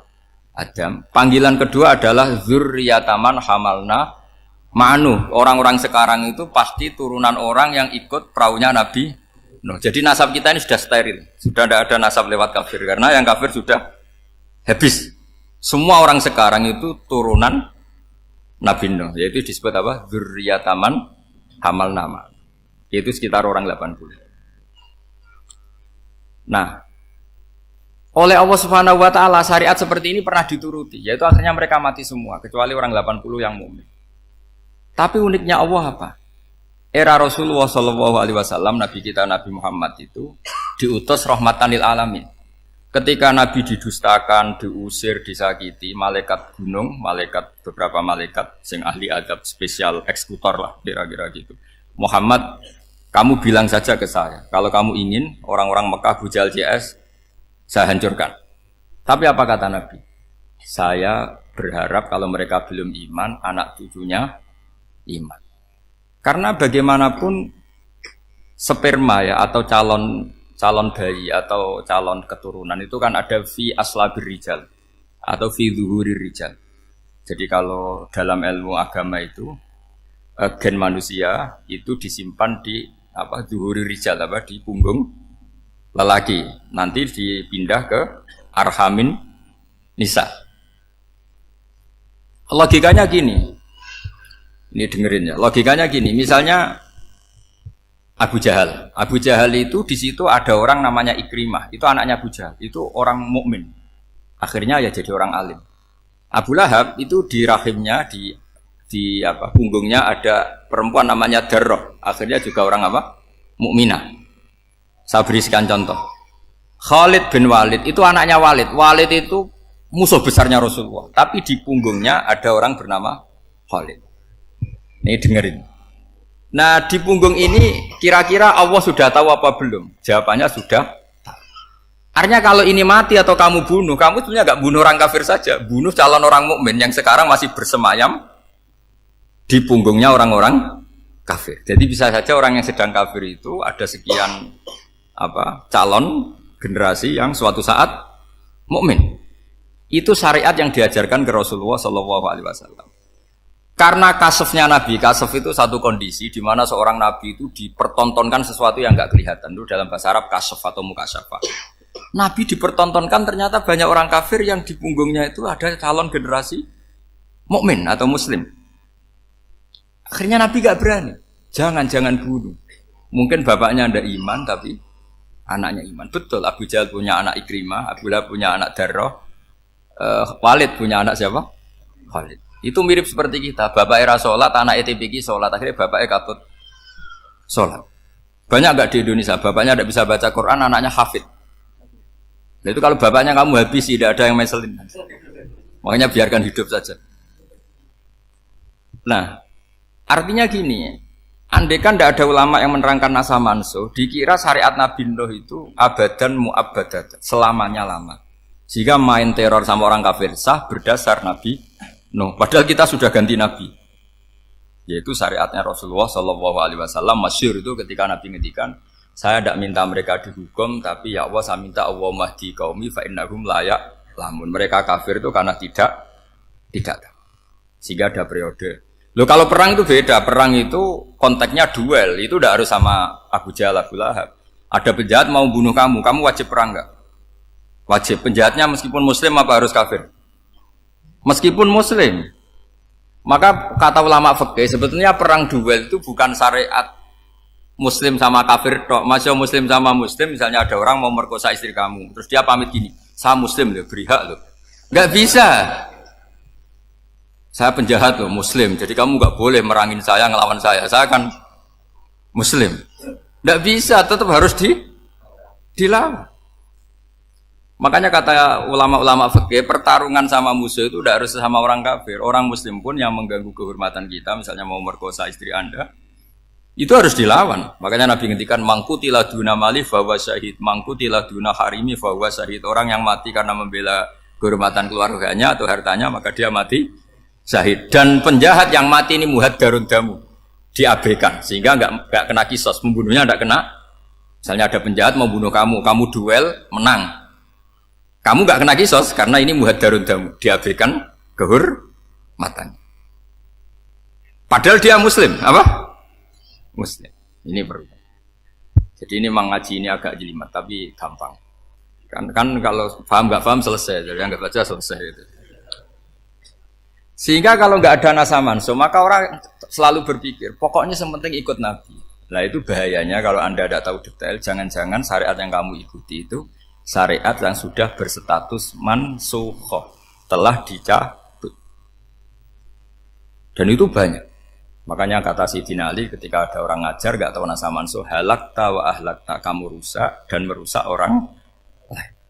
Seperti tadi pernah ada kawin itu satu turunan, yaitu era Nabi Adam. Masa kita sekarang kawin sama satu turunan, kan gak mungkin. Ya kan, pernah ada membumi hanguskan orang kafir, yaitu syariatnya Nabi Nuh, itu dihapus oleh syariatnya Nabi Ibrahim dulu. Yaitu Nabi Ibrahim menghentikan apa? Faman tabi'ani fa innahu minni wa man asani fa innaka ghafurur rahim. Ya, kalau orang ikut saya ya Allah ya pasti golongan saya. Kalau yang masih maksiat, masih balelo, saya berharap engkau ampuni. Akhirnya banyak orang kafir tobat. Coba era Rasulullah itu semua orang kafir Mekah itu kafir. Nabi belum wafat. Itu sudah ada 114.000 mukmin semua. Jadi Nabi menangi mayoritas orang menjadi mukmin dari mayoritas kafir, yaitu disebut wara'aitan nasa yadkhuluna fi dinillahi afwaj.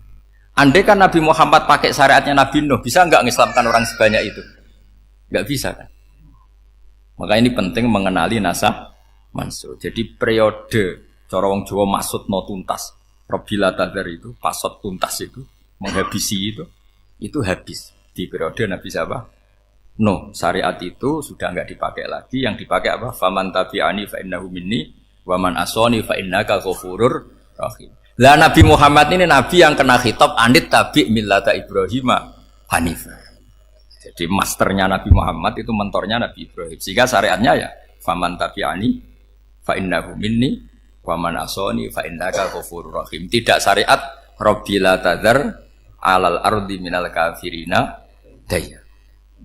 Jelas ya. Jadi mengenali nasa mansuh itu penting sekali karena kalau enggak Anda halakta wa ahlakta, kamu merusak diri kamu sendiri juga merusak orang lain karena menfatwakan hukum yang sebetulnya sudah berstatus mansukh. Hanya berdasar itu kan syariatnya nabi-nabi dulu. Syariat yang apa?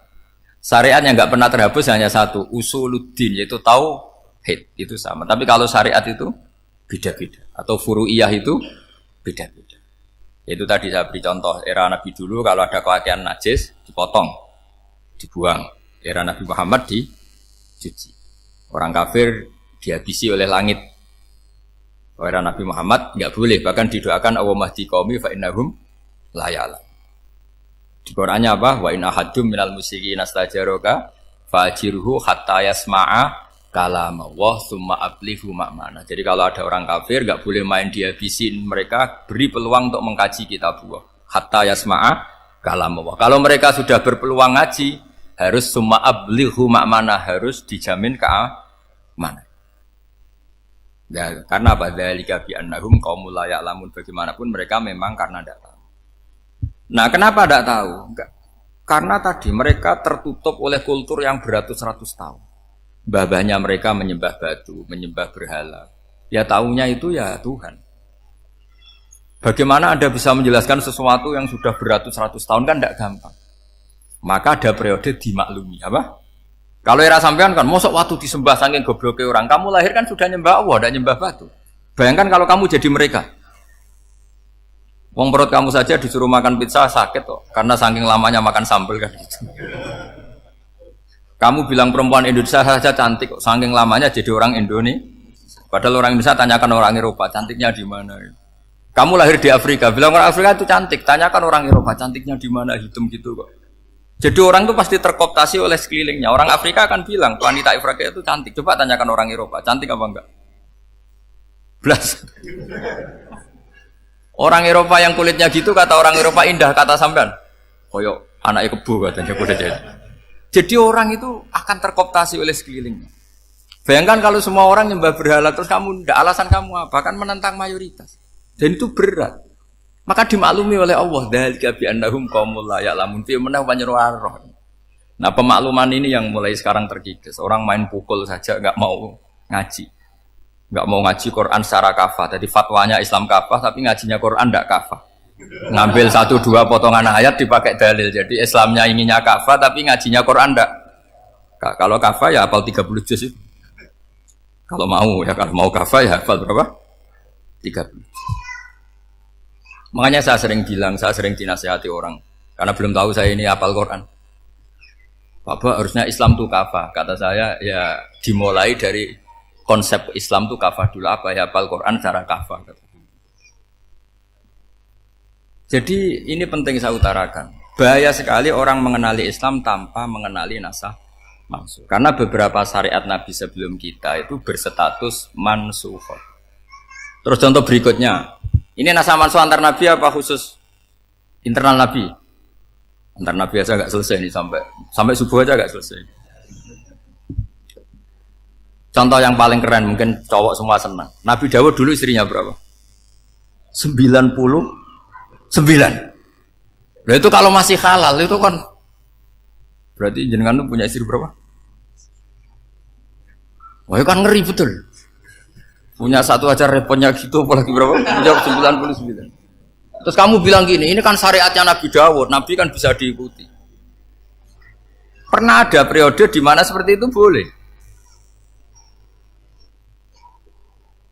Jadi makanya mau tidak mau ngenali nasah mansuh itu harus. Kalau enggak ya kamu masih berkeyakinan boleh beristri berapa? Nah ini penting saya utarakan. Makanya Sayyidina Ali itu kalau ngetes calon mubalek, kira-kira kalau Kemenak dulu inginnya apa? Sertifikasi apa? Mubalek. Itu tanyanya gitu.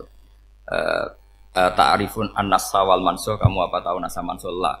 Jawabnya Sayyidina Ali, halak tahu ahlak tahu, kamu orang yang rusak. Karena tadi takutnya ada syariat yang sudah mansukhah dipakai. Itu tadi misalnya kita ini tidak umatnya Nabi Nuh, tapi pakai syarat robila tadar alal ardi minal kafirina.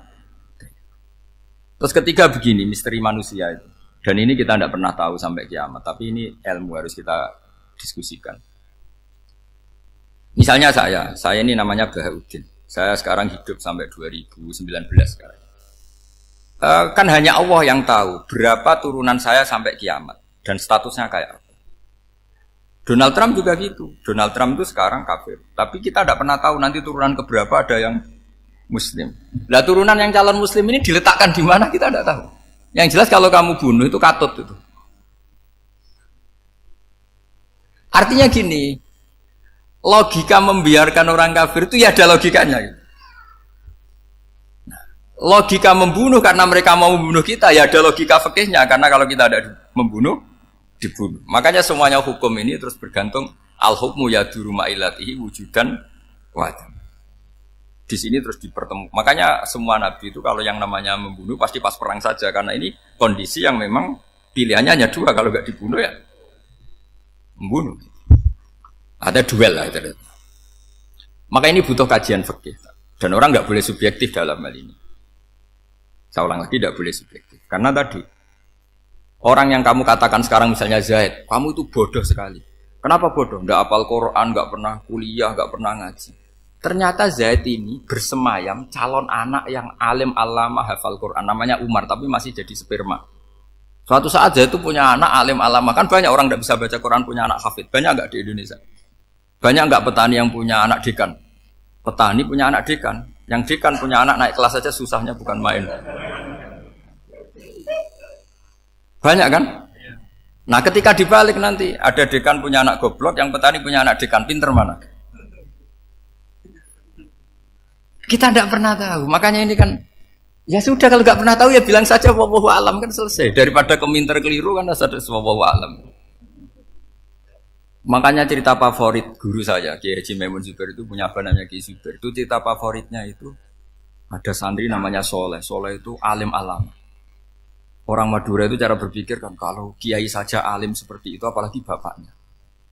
Pas bapaknya main ke pondok, santrinya ada ribuan. Bapaknya main ke pondok itu, sholat itu ya gak bener, gak sesuai sunnah Rasul lah kira-kira gitu. Sudah sholat itu gak bener, apa-apa gak bener. Masih ditakwil sama santri Madura, karena orang Madura itu kultus. Mungkin khilaf itu satu khusus, pokoknya perlakuan khusus. Suatu saat saking bodohnya orang itu, kenceng tuh pinggir musola. Wah ini gak bisa ditakwil lagi, akhirnya gak bisa ditakwil tuh gak. Wah ini sudah agak bener ini, agak bener. Singkat cerita santri tadi gak kuat matur ke kiainya, Pak Yai. Jenengan sealim itu kok bapaknya segoblok itu. Kenapa? Ya, dia kencing pinggir musola. Oh bapak saya itu pinter sekali. Kok bisa? Karena beliau yang memutuskan saya mondok sampai saya jadi alim alama seperti ini. Yang bodoh itu mbah saya. Yang bodoh itu mbah saya kan.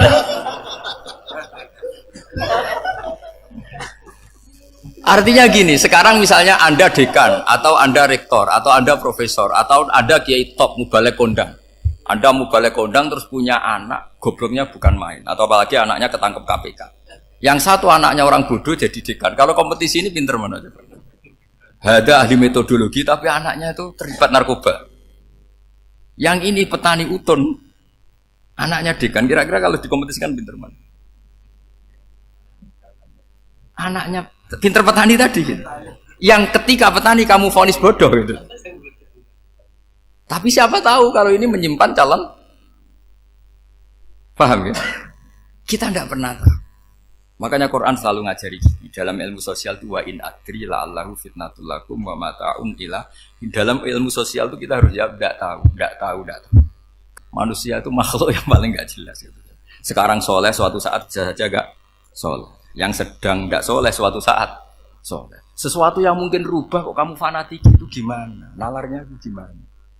Coba kita tahu dulu Wahsy itu pembunuh Hamzah, akhirnya mati mukmin ya enggak? Padahal orang yang sangat dibenci Rasulullah karena membunuh Sayyid siapa? Hamzah.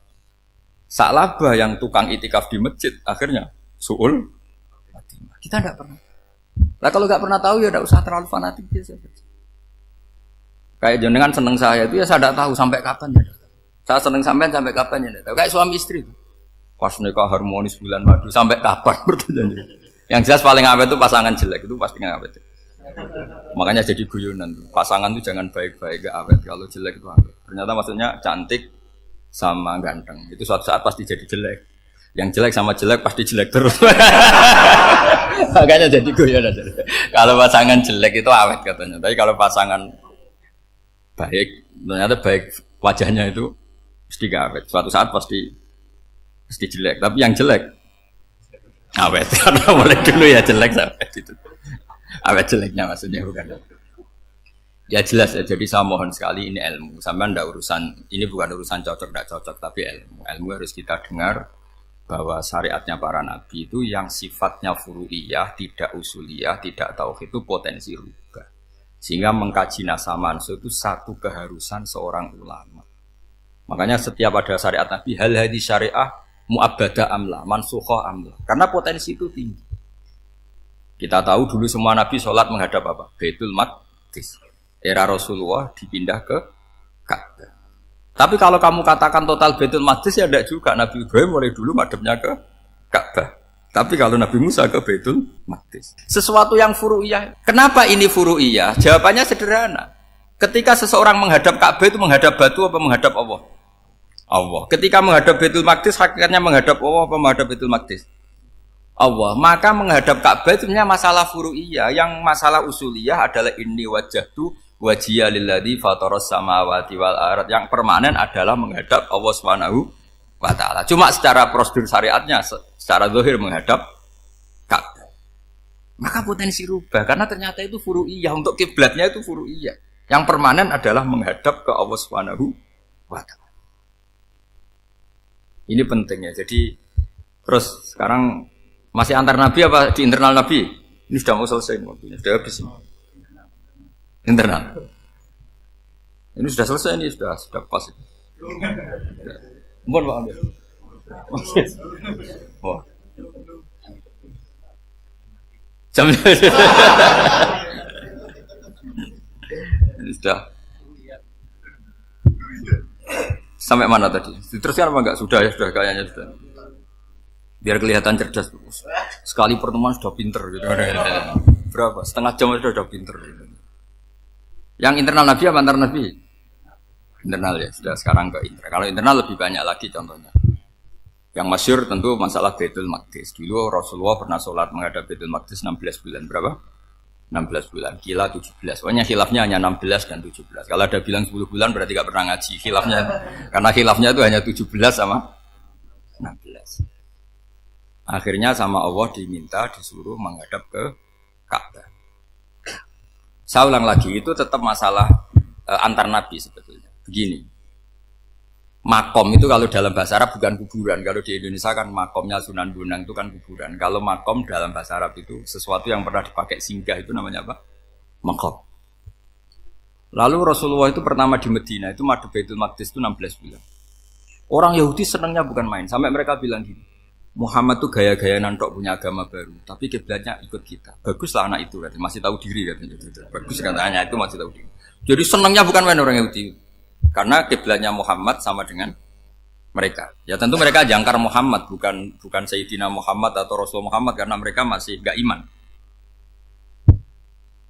Nabi itu ya agak tersiksa karena beliau secara gen turunan Nabi Ibrahim dan kiblatnya Ibrahim itu Ka'bah. Agak tersiksa tapi sami'na wa ata'na tetap madhab ke Baitul Maqdis berapa? 16 bulan. Suatu saat Nabi Muhammad itu disuruh madhab Ka'bah. Ini dengerin. Akhirnya madhab ke Ka'bah. Apa yang terjadi? Orang Yahudi komentar gini, Muhammad itu gimana?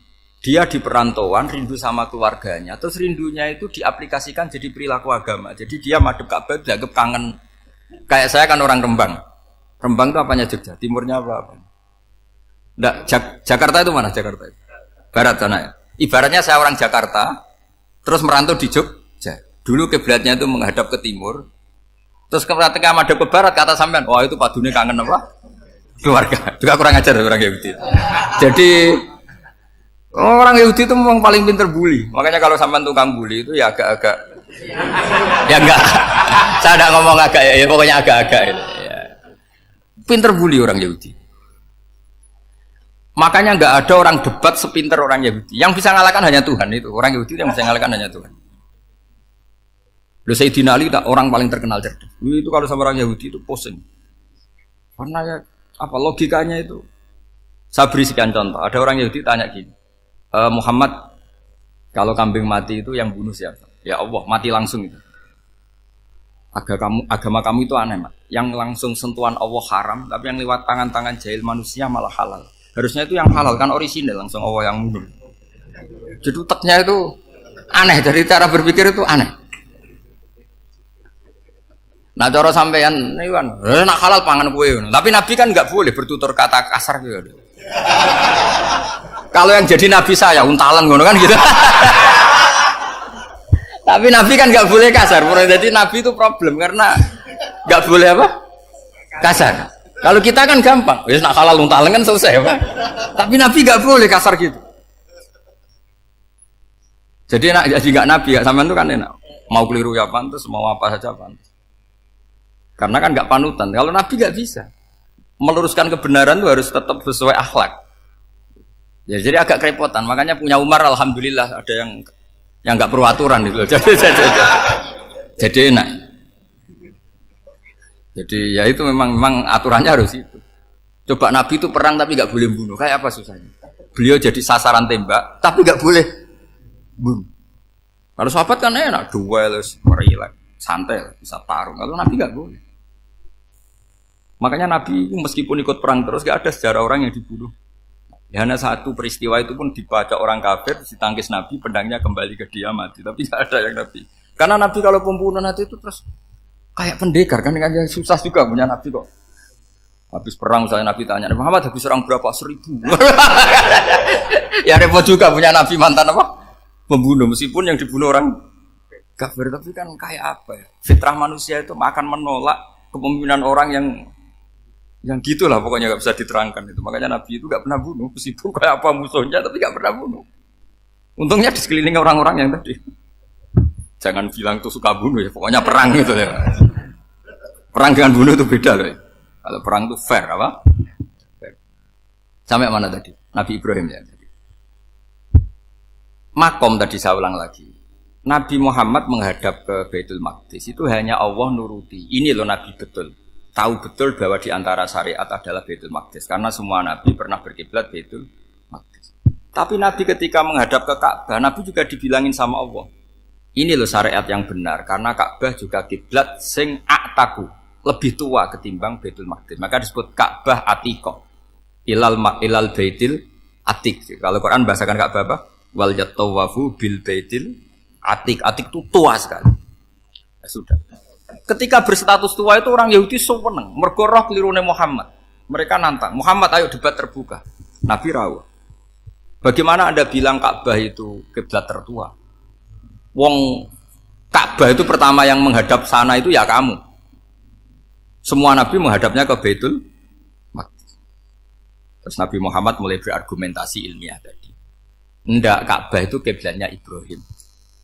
Jadi Ibrahim dulu itu yang mulai dulu kiblatnya itu di Ka'bah. Terus orang itu tanya buktinya apa? Terus dijawab fihi ayatum bayinatum maqam Ibrahim. Ternyata di situ ada jejak kakinya Nabi Ibrahim, yaitu batu yang diinjak beliau ketika bangun Ka'bah. Itu argumentasi ilmiah. Lah bareng orang Yahudi kehilangan ilmu, itu gobloknya orang Yahudi. Makanya yang bisa mengalahkan Yahudi hanya Allah Subhanahu wa taala. Luang Ibrahim saja golongan kita, pengikut kita. Ibrahim itu pengikut Yahudi. Wah, itu Nabi mulai senyum-senyum, mulai tertawa-tawa. Wah, itu goblok, orang terdidik. Karena itu ibaratnya kayak kamu bilang Soekarno itu pengagum Puan Maharani. Kira-kira seperti itu. Soekarno itu pengikut Puan, karena Yahuda itu Yahuda bin Yakub bin Ishak bin Ibrahim. Saya ulang lagi ya, nasabnya Yahudi apa? Yahuda bin Yakub bin Ishak bin Ibrahim. Jadi Ibrahim itu mbah keempat dari Yahuda. Tapi karena mereka kalah debat, Ibrahim itu pengikut Yahudi, itu sama dengan bilang apa? Soekarno itu pengikut Puan Maharani. Itu kan jadi aneh. Atau Gus Dur pengikut Mbak Yeni, atau Basim Asari pengikut Mbak Yeni, itu kan aneh. Wah, akhirnya sama Allah diingatkan. Makanya ada ayat ha antum haula hajatum fi malakum bi ilm falimatu hajuna fi ma laysa lakum bi ilm. Perjanjian debat ini semuanya harus ilmiah. Tapi kenapa perdebatan Anda malah ndak ilmiah? Harusnya orang Yahudi iftaduhu, malu semua. Wah, semuanya Muhammad. Itu satu-satunya kekalahan orang Yahudi. Tapi ayat-ayat seperti ini itu enggak populer. Ayat ha antum haula hajastum fi ma lakum bi ilm falimatu hajuna fi ma laysa lakum bi. Jadi Islam, betapa hebatnya Islam. Kalau debat harus ilmiah. Dan Kanjeng Nabi menantang, ini perjanjian kita debat ini ilmiah. Kenapa sekarang jadi tidak ilmiah? Yaitu kamu mengatakan Ibrahim itu pengikut Yahudi, padahal Ibrahim dengan Yahudi itu dulu Ibrahim. Ya semat kalah, man. Tapi tetap ra Islam. Tapi nah, makanya terus Ka'bah dibuktikan ketuaannya lewat apa? Fihi ayatum bayinatum maqamu Ibrahim. Itu bukan makam kuburan. Karena makamnya Nabi Ibrahim tetap Hebron, temudi Palestina. Kira-kira itu Palestina. Jare Israel yo ning Israel, mbah menang di. Jare ning Israel yo ning Israel, jare Palestina ning. Saya pernah ziarah ke sana di Hebron. Di makamnya Nabi siapa? Ibrahim. Jadi jelas ya, jadi nasa mansuh itu ketentuan yang dikehendaki Allah Subhanahu wa taala untuk menguji loyalitas manusia, menanggalkan semua akalnya. Makanya saya mohon sekali siapapun yang ngaji saya dimanapun, sekali-kali manusia itu harus menanggalkan akalnya. Sekali Anda pakai akal, maka Anda akan ingkar dengan nasa mansuh. Nasa mansuh itu hukum yang direvisi, yang dibatalkan. Makanya orang Yahudi lagi-lagi pinternya orang Yahudi. Merovokasi orang-orang yang Islamnya belum kuat, diprovokasi gini. Ungzuru ila Muhammadin tahayyara fi din yukhillu yawman wa yuharrimu ukhra. Lihat itu Muhammad, dia kebingungan cara beragama. Kadang bilang A, besok bilang B. Jadi nasa mansub dianggap satu bentuk kebingungan. Gak kurang ajar. Wah, akhirnya sebagian orang yang murtad. Makanya nasa mansub itu satu peristiwa yang menjadikan banyak orang murtad. Karena diprovokasi orang Yahudi bahwa itu bentuk kebingungan Muhammad.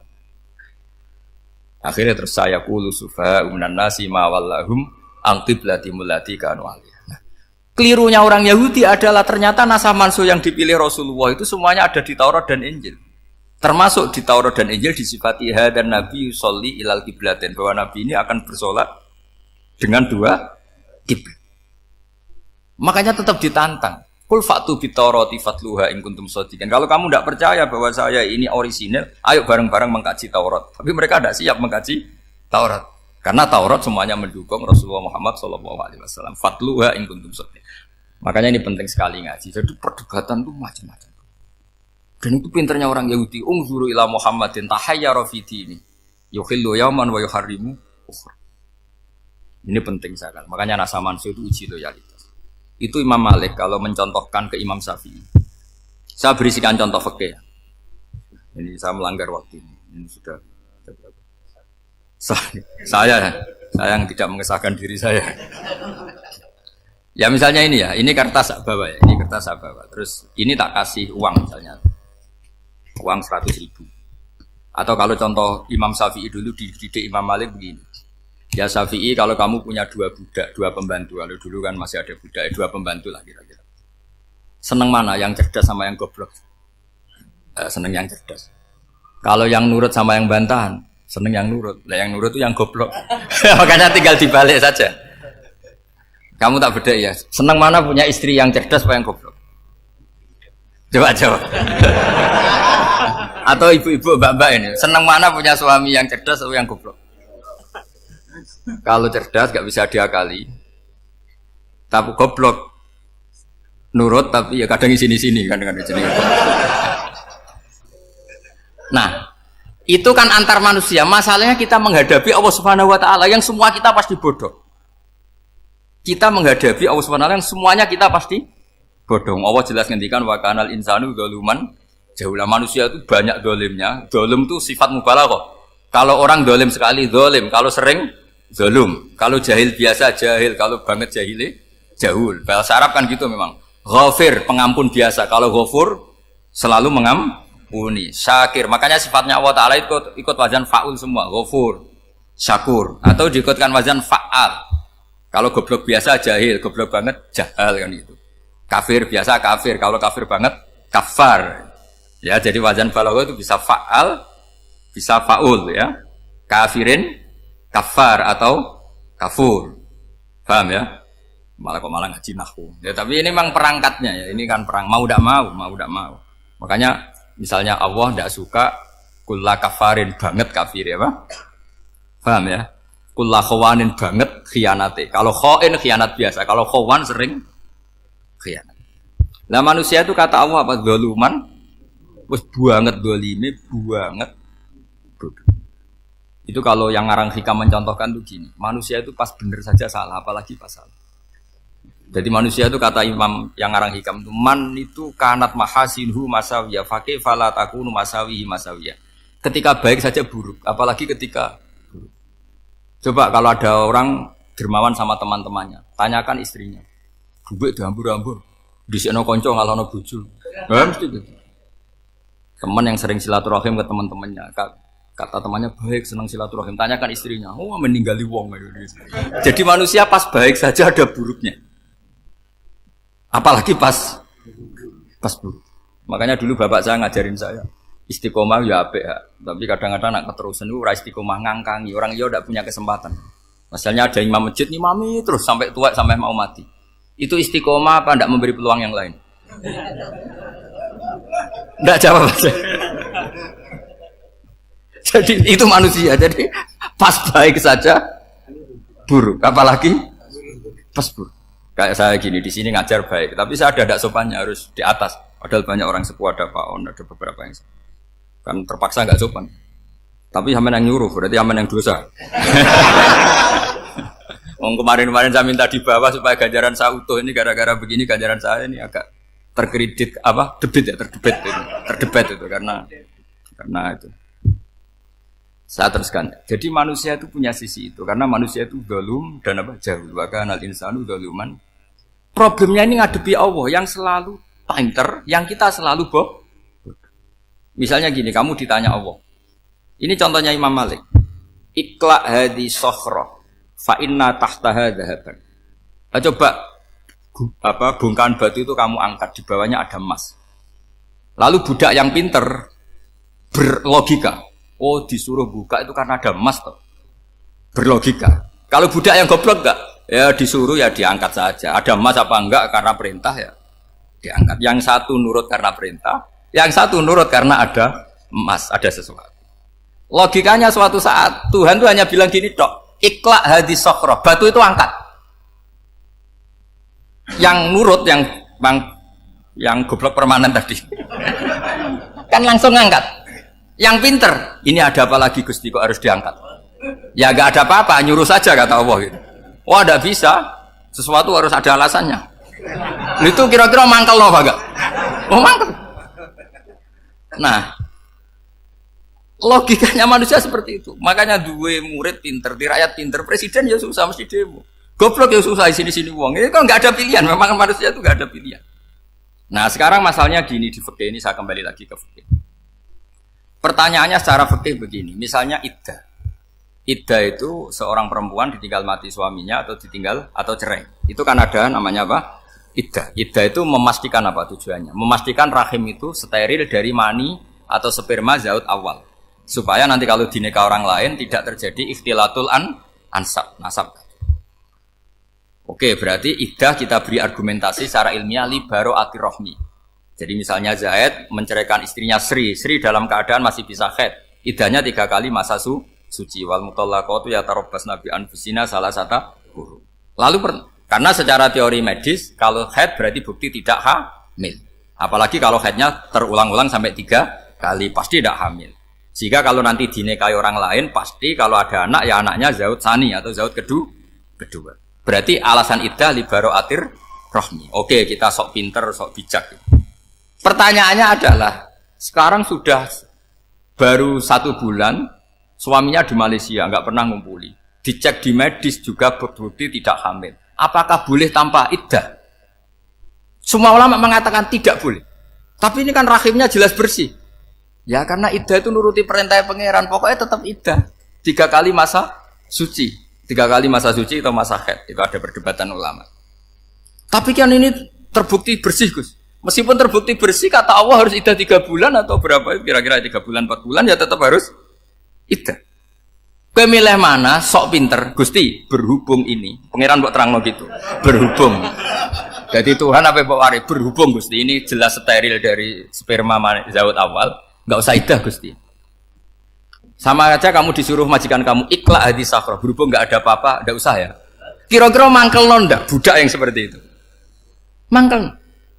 Maka dibutuhkan kebodohan dalam beragama. Betul itu memang. Makanya Nabi itu unik, pernah bilang itu gini. Aksaru ahlil jannah al-buhu. Aki-aki penduduk swarga itu al-buhu wong goblok-goblok. Maksudnya goblok yang jenis ini bukan goblok betulan maksudnya. Maksudnya goblok jenis ini itu ya tetap pinter, tapi pinternya dibuang pura-pura goblok demi sami'na. Jadi saya misalnya kok pinter dan goblok tadi sekaligus. Pinter dan goblok. Ya bah ikhla hadis sakhra fa inna tahta hadaban. Tak angkat karena saya tahu di bawah ada emas. Tapi di hati saya sajane ya mergo perintah. Suatu saat kalau disuruh Allah ikhla hadis sakhra, perintah ya tak angkat. Ya sudah. Jadi ya pinter ya goblok. Saya tahu namanya perintahnya Allah pasti ada hikmahnya. Hikmahnya iddah adalah li baro'atir rohmi. Tapi hikmahnya jadi kawula adalah nurut perintah Allah, cek tahu alasannya maupun tidak. Lah di sini ada illatul hukmi untuk membangun kecerdasan, tapi ada loyalitas untuk membangun ubudi. Ya, bahwa kita ini kawula roh tetap loyal. Makanya tadi pagi saya cerita Sayyidina Umar. Sayyidina Umar kayak apa cerdasnya? Tapi tetap ubudi ya. Yaitu Rasulullah SAW sering dibully orang kafir. Muhammad tuh gaya-gaya nantok. Wong ra oleh nyembah berhala, ra oleh nyembah watu, jebule ini nyembah Hajar Aswad. Karena dilihat dari jauh kan tetap nyium Hajar Aswad. Coba kalau kamu lihat dari jauh, kamu sujud dari jauh kan kayak sujud sama batu. Makanya Sayyidina Umar karena orang kafir masih cara berpikir gitu, tiap nyium Hajar Aswad itu komentar gedumel. Alim tu annaka hajarun la tadurru wa la tanfa. Walau la anni ra'aitu Rasulullah qabbalaka ma qabbal. Bukan. Aku roh nak kowe watu ya ora mandoroti ora manfaati. Kalau saja saya tidak melihat Nabi nyium kamu, saya tidak sudi nyium kamu. Jadi tidak berdoa doa mustajab itu tidak gerutu. Karena apa? Umar tahu ini masalah secara tauhid. Kalau saya doa depan Hajar Aswad nanti dikira syirik karena berdoa di depan batu. Tapi kalau saya tidak nyium nyulayani sunnah Rasul yaitu nyium Hajar wis tengah-tengah nyium sambil gerutu. Itu sudah kompromi. Ya nyium tapi gerutu. Kayak apa? Makanya ya cerdas tapi ya goblok tadi ya cerdas.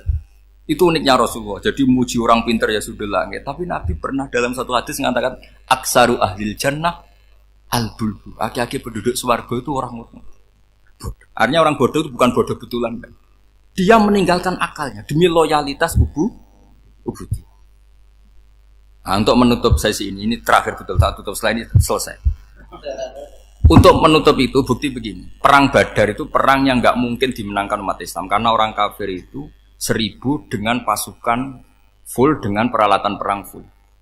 Rasulullah itu tahun kedua Hijriah itu pasukannya hanya 313. Itu pun pedang itu untuk orang 5 itu hanya ada pedang 1. Jadi kalau mau dibaca orang, sih kang nilai pedangnya aku. Itu kan nggak kebayang perang dalam keadaan seperti itu. Jadi mesti kalah, orang kok mungkin kalah, mesti. Tapi Nabi tetap bilang, saya ini disuruh Allah perang, ya harus berangkat. Yaitu perang Badar. Kata para sahabat, ya Rasulullah ini nggak masuk akal, sudah nggak usah perang, ini nggak masuk akal, mau setor nyawa. Sudah gitu dadaan, nggak ada persiapan. Lucunya apa? Sahabat itu ketika Nabi tetap berangkat. La akhrujanna walau waqti. Nabi menginginkan saya tetap berangkat meskipun sendi. Setelah Nabi berangkat sekian meter, tuh sahabat ikut semua. Kata Nabi, lah kamu kok ikut? Ya ikut saja. Kata kamu mesti kalah. Ya anggap saja setor nyawa. Demi loyalitas pada jenengan. Itu makanya nggak ada periode sebaik periode sahabat. Tapi yang gerutunya jalan. Karena gerutu ini bawaan ilmiah. Makanya kita loyal sama presiden. Tapi yang nggak cocok ya gerutunya jalan. Tapi bawaan mencintai Indonesia tetap jaga stabilitas. Itu bawaan cinta Indonesia, bukan cinta pejabatnya kadang. Gerutunya jalan, tapi bawaan loyal sama Indonesia tetap mengaku. Bawaan loyal sama Rasulullah tetap ikut perang, bawaan akal karena nggak masuk akal ya gerutu. Dan itu uniknya Quran itu mengapresiasi itu dan dianggap nggak masalah. Saya bacakan ayatnya. Kama akhrajaka rabbuka min baitika bil haqq wa inna fariqam minal mu'minina lakarihun yujadilunaka fil haqqi ba'dama tabayyana ka'annama yusaquna ilal mauti wa hum yanzurun. Peristiwa Badar ada peristiwa kamu itu keluar untuk perang. Sahabat kamu ngikuti, tapi mereka lakarihun, enggak senang sebetulnya. Karena enggak masuk akal. Ya gremeng tapi ya derek. Yujadilunaka fil haqq, mereka mendebat kamu dalam kebenaran. Jadi ya Rasulullah wong perang karuan kalah jenengan lakoni alasane nopo? Lah kok melok? Ya saya harus ikut jenengan Nabi. Itu unik. Kalau orang sekarang mana mau, kalau gak masuk akal gak mau melakukan. Coba misalnya istri kamu belajarnya dikurangi. Anggap saja petualangan latihan hidup di masa lalu. Gak mau. Padahal petualangan itu hal yang indah. Petualangan itu kan hal yang indah. Kan gak mau. Oh ngirit aja alasan. Tapi lucunya kalau dijak camping bermiskin-miskin di hutan mau. Karena PDW, tapi nak suami yang ngongkon. Ayolah seminggu ini kita model miskin. Anggap aja petualangan masa lalu. Enggak mau. Karena pinter, apa? Coba kalau bodoh. Ya ngono ya apa-apa Mas. Tapi resiko anak bodoh pas kamu sakit ya dibiarin. Karena dia melihat sakit kan biasa, namanya manusia. Jadi makanya ini pilihannya susah hidup itu maksud saya makanya ini. Jadi uniknya Quran gitu, Quran itu membolehkan psikologi manusia. Makanya Allah ngendikan kutiba alaikumul qital wa huwa kurhul lakum. Ya saya tahu kamu tidak suka perang. Allah yang ngakui wa huwa kurhul, enggak apa-apa. Tapi ketidaksenangan kita harus dilawan demi mengikuti Allah dan misalnya perempuan Allah juga gitu. Wa ashiruhunna bil ma'ruf. Gauli istri kamu muamalah secara baik. Kata Allah fa in karihtumuhunna fa asa an takrahu syai'a wa ja'alallahu fi khairan kasih. Mungkin ada watak yang kamu tidak suka, tapi di situ ada kebaikan. Allah ngaku yang namanya suami mesti ada watak yang nggak suka dari istri. Juga sebaliknya lebih banyak lagi yang suami istri kamu tidak suka watak kamu, juga nggak suka hidung kamu, wajah kamu banyak lah yang nggak disuka. Tapi demi kestabilan negara suami istri ini, mereka loyal. Justru itu bagus. Maka jagalah ilmu, juga jagalah loyalitas.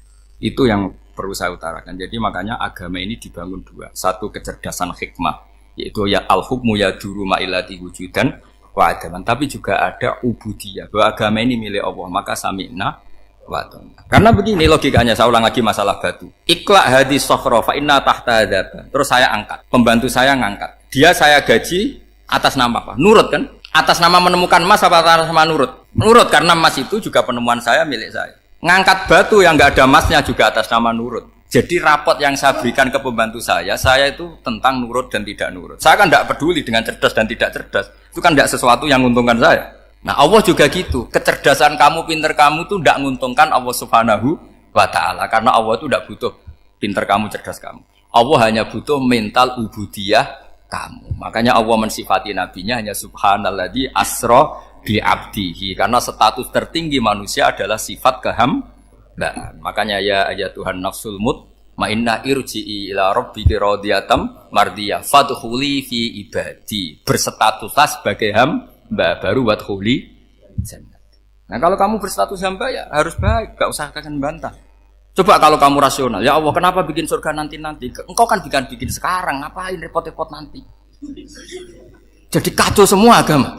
Makanya yang perlu didahulukan adalah status ya Tuhan nafsul mutmainnah irji'i ila rabbiki radiyatan mardiyah fadkhuli fi ibadi. Masuklah berstatus sebagai hamba saya. Khasnya hamba tadi, ya cerdas karena semua yang diperintahkan Allah pasti ada hikmahnya. Tapi kecerdasan ini kadang kita tinggalkan demi loyalitas ubudiyah. Oke, saya kira demikian. Assalamualaikum warahmatullahi wabarakatuh.